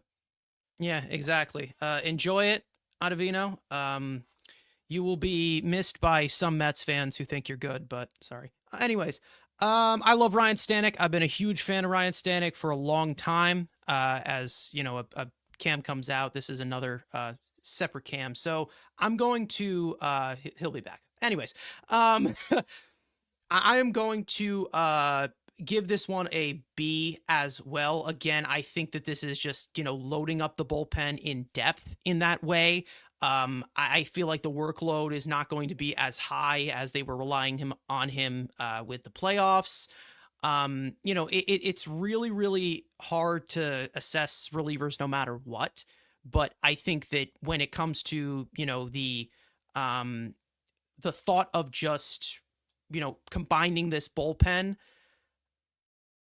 taking some pressure off of Reed Garrett with some guy, like it all complements it a lot better. Let's just say that. Now, as for the final guy that is here, it was a reunion. Pete Alonso is back on 2 years, $54 million player option the second year, $27 million luxury tax hit. But anyways, Andrew, let's just get it out the way. Okay, let's just put it all down there. I am not liable for anything that he says. Do not post my address online or on Twitter. Go ahead. I won't be the reason that happens, but okay. Again, my favorite player, my best bud, the greatest first baseman to ever live by everyone in the comment section. It's a B. Again, it gives you the ability that he's going after this year. If he has a good year, you're not locked down to him. But again, also you're paying him $30 million more than Freddie Freeman and Matt Olson. He's not better than those two guys, but again, you have to pay what it is to get the shorter term and the opt-out. Again, I am fine with it. Again, you needed it for this year. Obviously, you need the protection for Juan Soto. I'm in it. Happy again. You have the ability to get out. You're not stuck with this guy for 5 years. Also, he's come back humbled, which is good to see in that press conference. He realized, damn, I'm not getting that Prince Fielder. That was kind of a humbling experience to see it. So again, you get your help, you get your production now. You still have the ability if you want to go get that guy who's better than him, who's 26, who didn't sign in Canada, because God, it's been a tough week for Canada this week. But again, it gives you the ability, long-term flexibility, while also getting the short-term benefits. All right. I was expecting lower, to be honest. I'm not gonna lie. Ibby, I'll go to you. Welcome back. Pete's You guys back. got me? I know I'm cutting out a little bit. Can you hear me? Am I good? Okay. We're shocked So- by the Yeah. situation with your Wi-Fi. I cannot believe, especially cannot believe this is happening. Yeah, this is pretty bad, so I apologize. So I'll get this out really quick. Alonso, I know everyone wants to probably give this an A+, because everyone loves him so much, especially in the comments. But for me, I'm going to give it the A-. I'll give it the A- because all in all, it makes sense for the 1 year, everything that Andrew just laid out. You don't have to worry about the 5-year offer. I don't think it's going to end up becoming that either. This isn't going to be a Chapman situation. I said it on our show. I will repeat it. This is a 1-year deal. That's what this is going to end up being. And they're not going to deal with this nonsense again next year. It's not going to happen. This is what it is. So if you're a big Pete Alonso fan, I do think that this could potentially be the final ride, because I do think he will show out, and it makes sense for this roster in 2025. But moving forward, I do think he's going to end somewhere else. But for this season, A-. I hope he takes what he had learned about himself last year when trying to play for money and things correct itself. I think they will, which is why I'm giving him the A-, because, as I've said multiple times, he can just be what he's supposed to be in this lineup. Juan Soto is here. Francisco Lindor is the leader. Vientos is stepping up. This team is changing. It's not a Pete Alonso only team anymore. Be Pete Alonso. Be a power hitter. Go out, hit 40, then go try to make your money elsewhere. That's what I think eventually, or essentially, is what is going to happen. So all in all, A-. Welcome back, Pete. Hit the fucking ball. Let's go. All right. Listen, guys, I don't know what to tell you. We're trying to just be realistic here. I'm sorry. It's like we already know what the situation was all off season. I mean, even though some people can advocate for him or some, we're just giving this directly. All right, it's not personal. Hating? Okay? I don't think I'm hating at all. What is going on? That's the thing. It's like, what are we talking about? Come on, like. Are we really just gonna sit here and be like, oh well, this guy's prime, this guy should get exactly what Aaron Judge was getting? Wait a minute. No. I just got yelled at for giving too good of grades, and now I give a guy an A- and I'm wrong. What are we doing here? I don't get it. I don't know. You can't win. Ibby, it's the same people who told. Win.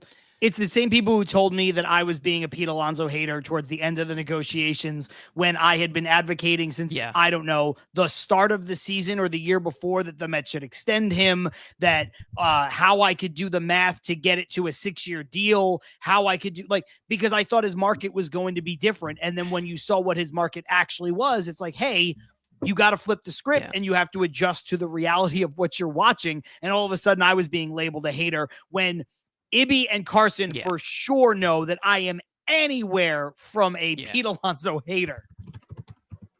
Yeah, John, if you want to grade this, definitely a controversial offseason in regards to Pete Alonso, polarized. Yeah, look, I'll jump back in. I think kind of like a similar grade I gave earlier. I guess I did this a little bit with Stanek, but also with Winker.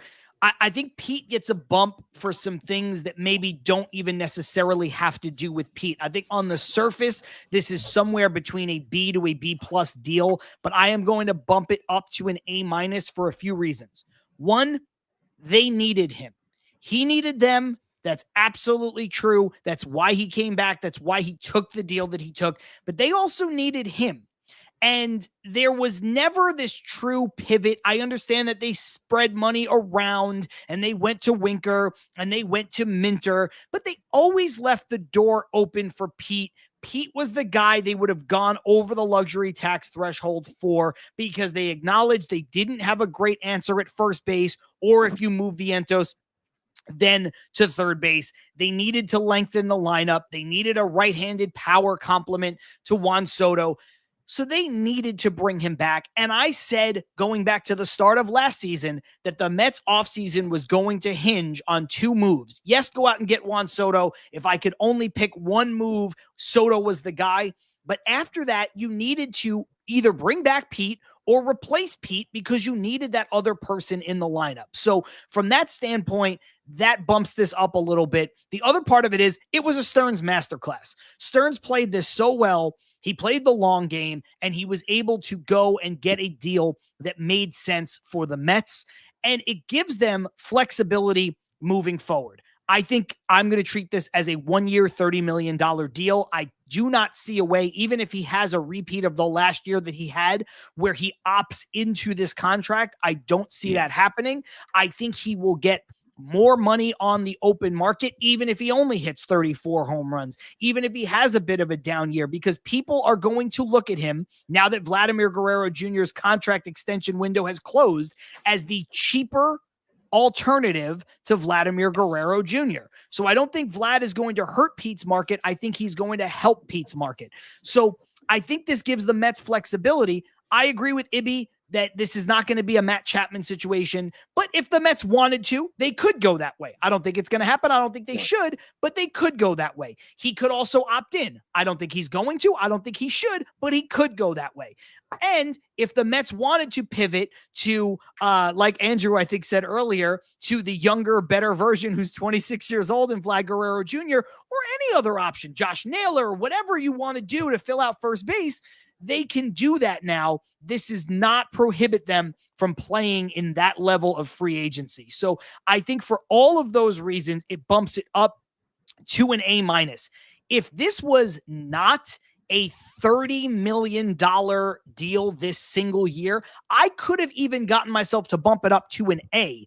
But Pete Alonso is a very good player. He's one of my favorite players that has ever played for the Mets. I think sometimes he is unfairly bashed, but he is not a $30 million a year player. He is not the best first baseman in baseball. Therefore, he does not deserve to be the highest paid player at that position in baseball. And again, his luxury tax hit makes this like a $61 million contract for the year, which he is certainly not worth. Again, he's not getting all of that money, but that's what you're looking at here, or I guess slightly less because it's 27 in AAV, but the point remains the same. So there was a reason to bump it up to an A-, but there was reasons that I couldn't bump it up any further. And I think it's a good deal. I think he's going to have a good year. And I do think, like Ibby said, this will be the swan song for Pete Alonso and the New York Mets. Yeah, we'll see what happens. I really, the future is still uncertain, but we know where he's playing in 2025. He's back, and we'll see what happens. Frank, I'll go to you. We have covered this saga all off season. We're all just glad it's over. He's back.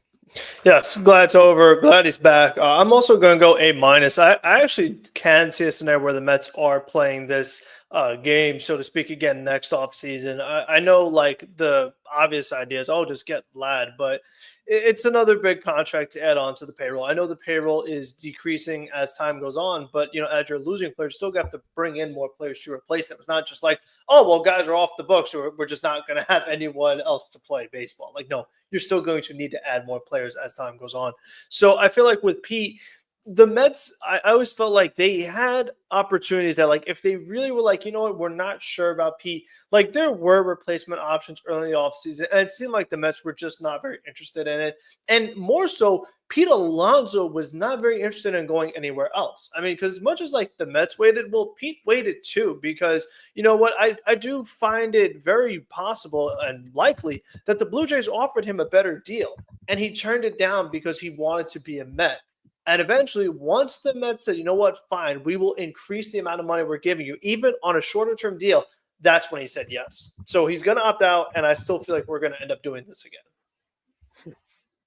I mean, you never know.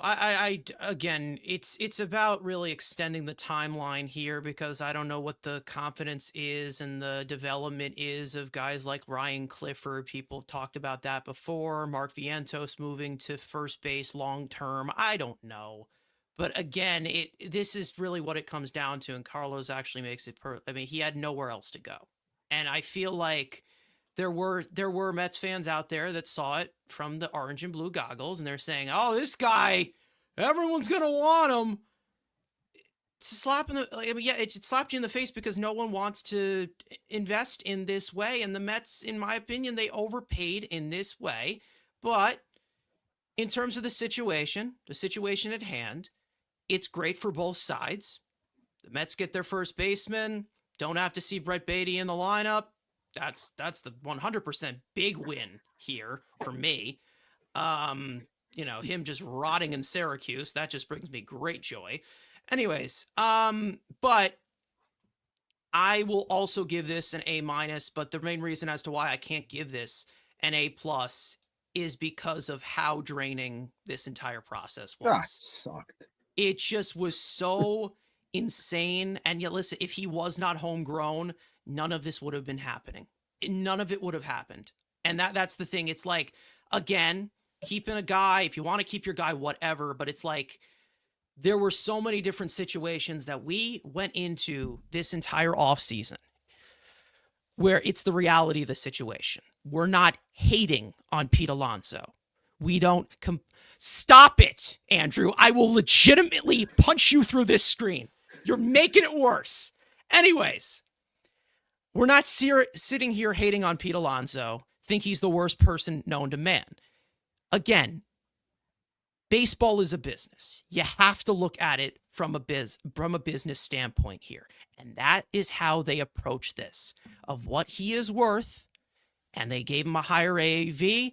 I think that they were very, very generous in this way.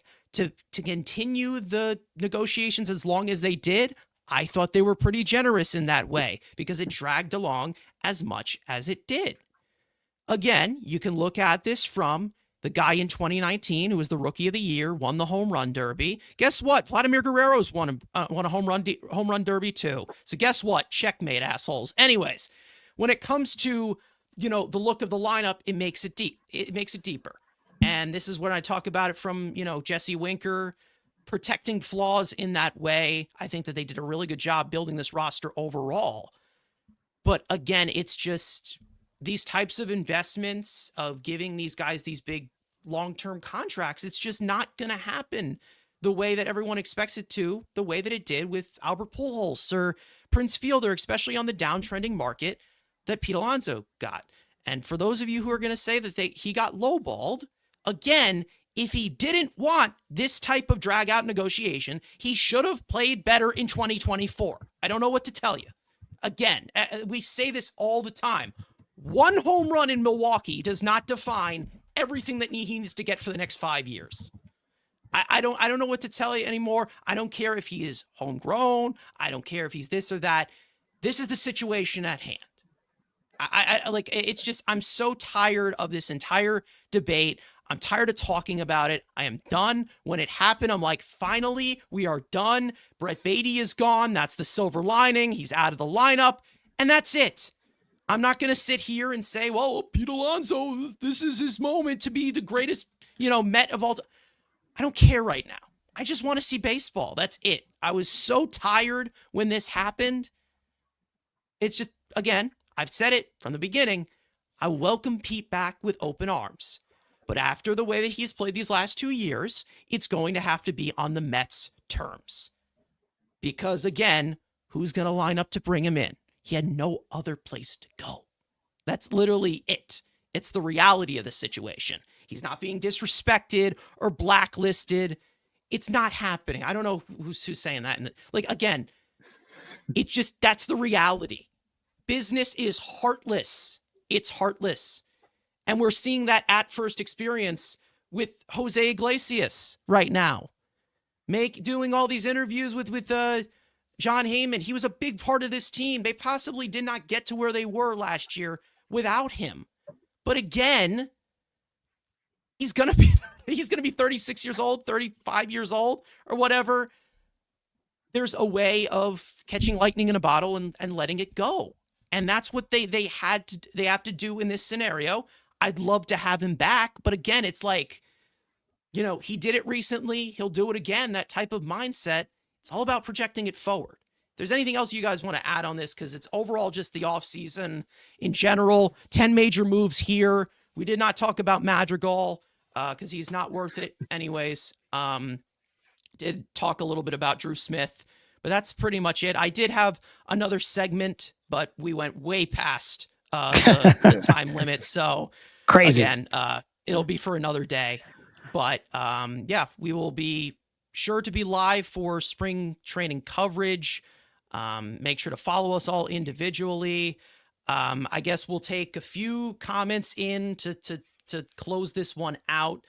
Rosie K saying Iglesias has a new single coming out. Listen, sometimes the sequel just isn't as good. I don't know what to like. Again, it's like it sometimes the sequel's just not great. That's literally. And again, it's always the recency bias that comes with it, and I get it. And it was a different story with Pete Alonso, but what can you say? I mean, I don't know. That's the reality of the situation. The Mets view Pete Alonso more, in a happier way compared to other teams. We knew it was going to happen. And for those that didn't think it was going to happen, we tried to warn you. I don't know what to tell you.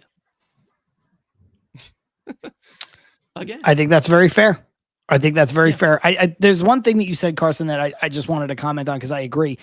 I think we can all agree, us in this forum, and then even the people in the comments, whether you wanted Pete, hate Pete, love Pete, defend Pete, bash Pete, whatever, he was a valuable piece for the 2025 team, the way that the offseason played out. So I think everybody is some semblance of happy that he's back. But something that you said, about the exhaustion of the process, they made it impossible to celebrate the fact that he was back because of how long it took and the way that it went.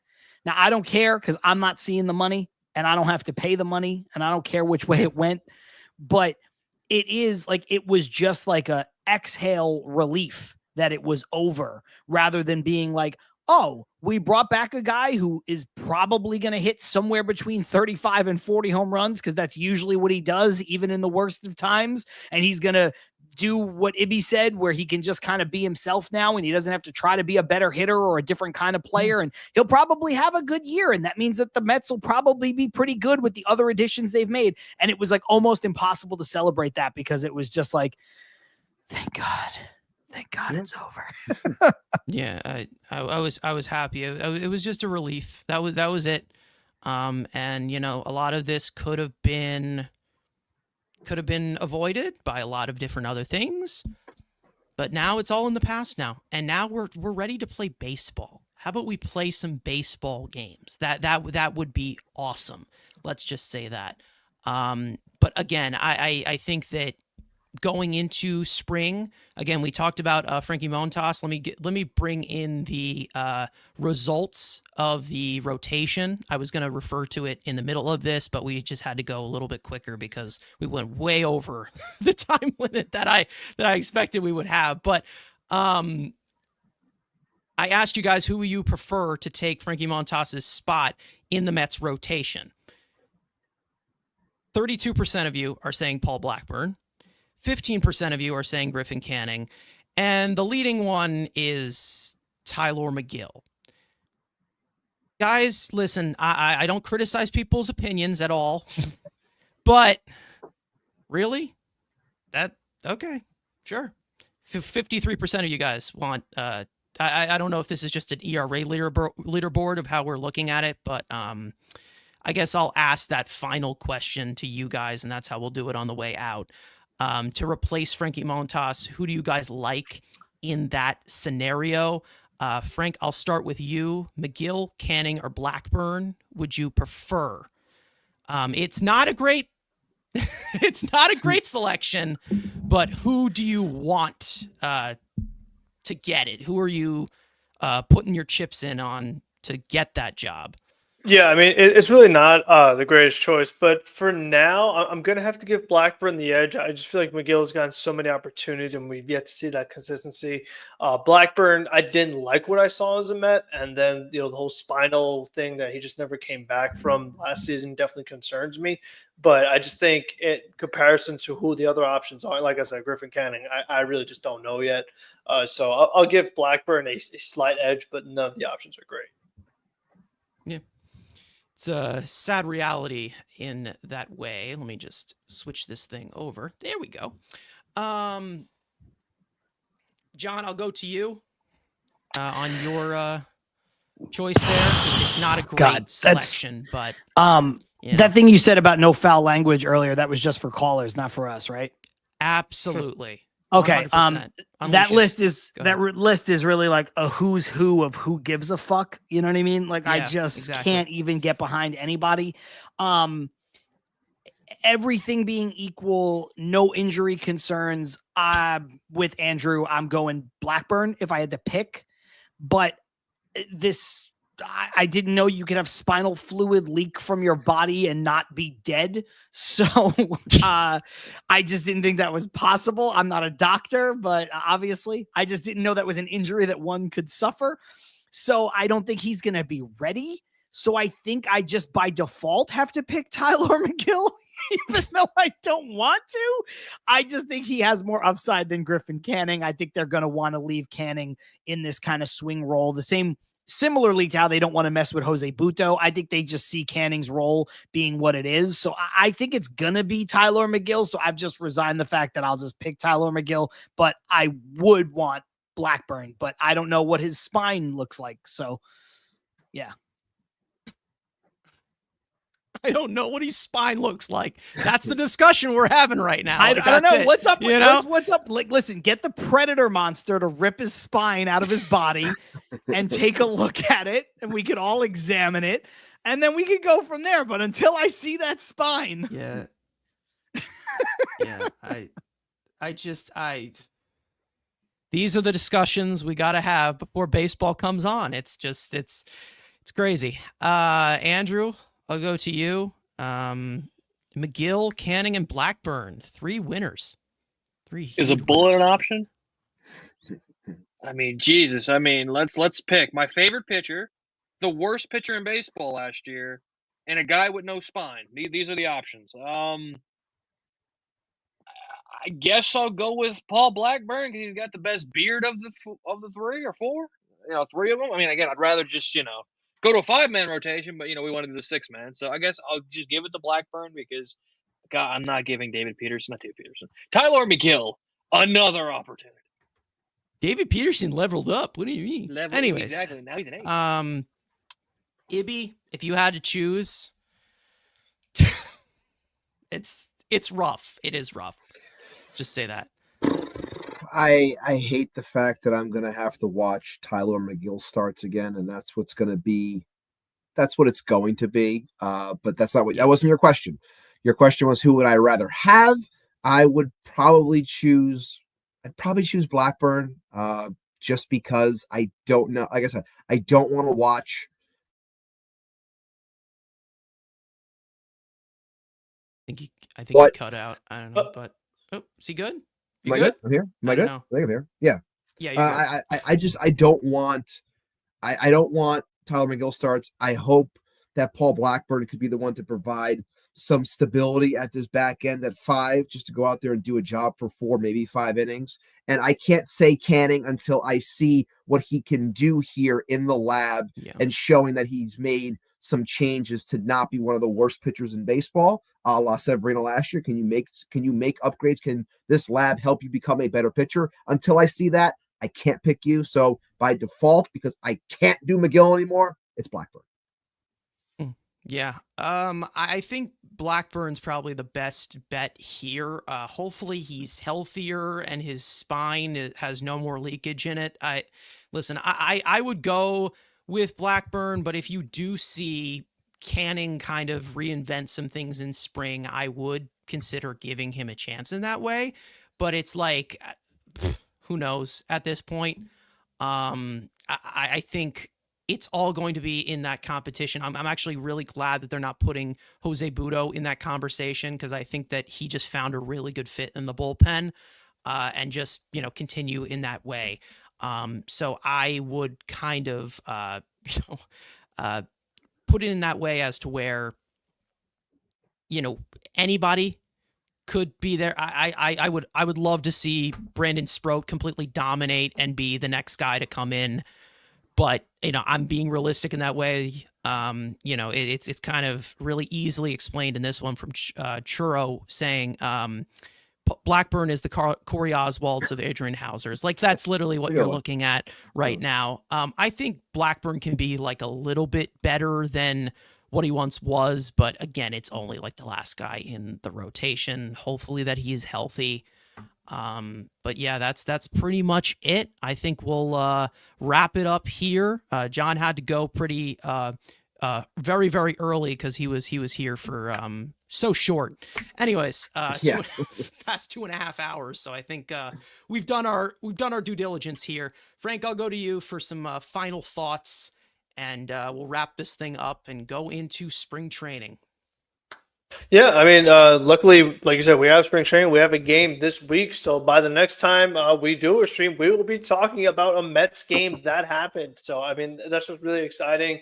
Just like every day, I love seeing the videos of like Juan Soto and Lindor and all these guys. So it's just fun to see, again, New York Met players on a baseball field playing the sport of baseball, because that's what we love to see. All right. Andrew, to you. You got to go down to Port St. Lucie, get your autographs. That's your thing. What's with you? You're behind on that.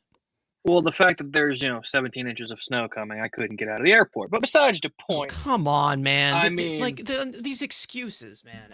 By the next time you see me, God knows that's going to be. But the next time there's a Mets Weekly podcast, the sport of hockey will be officially owned by the United States. Mets baseball will be played, and life's going to be good.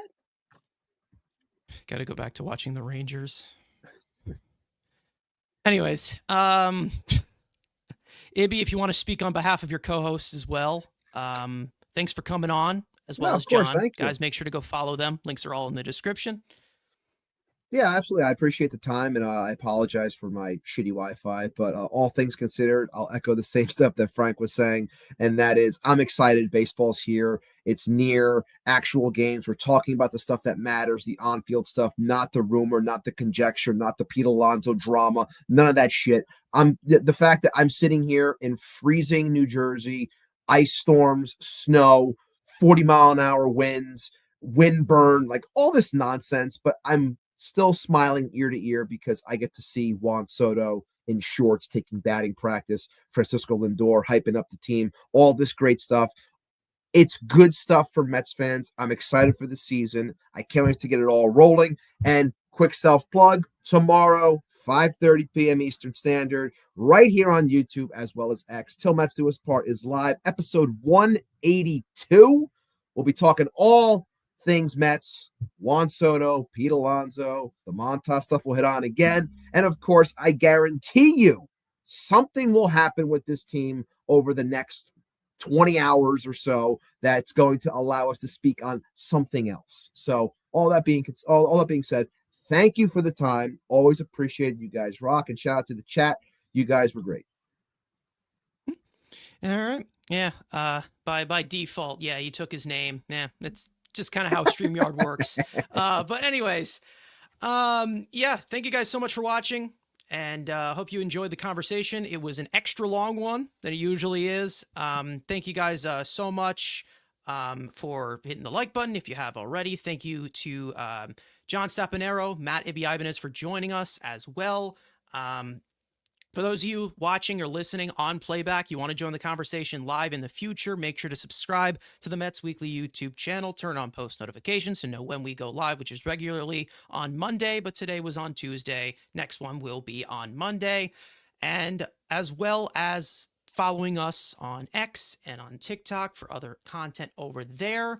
And of course, next time that we talk to you guys, baseball games will be played that don't count. A little bit more relaxing, but we'll get into more in-depth what we're seeing in spring training next episode. And of course, let's go Mets. Off to PSL we go. We'll see you guys next time.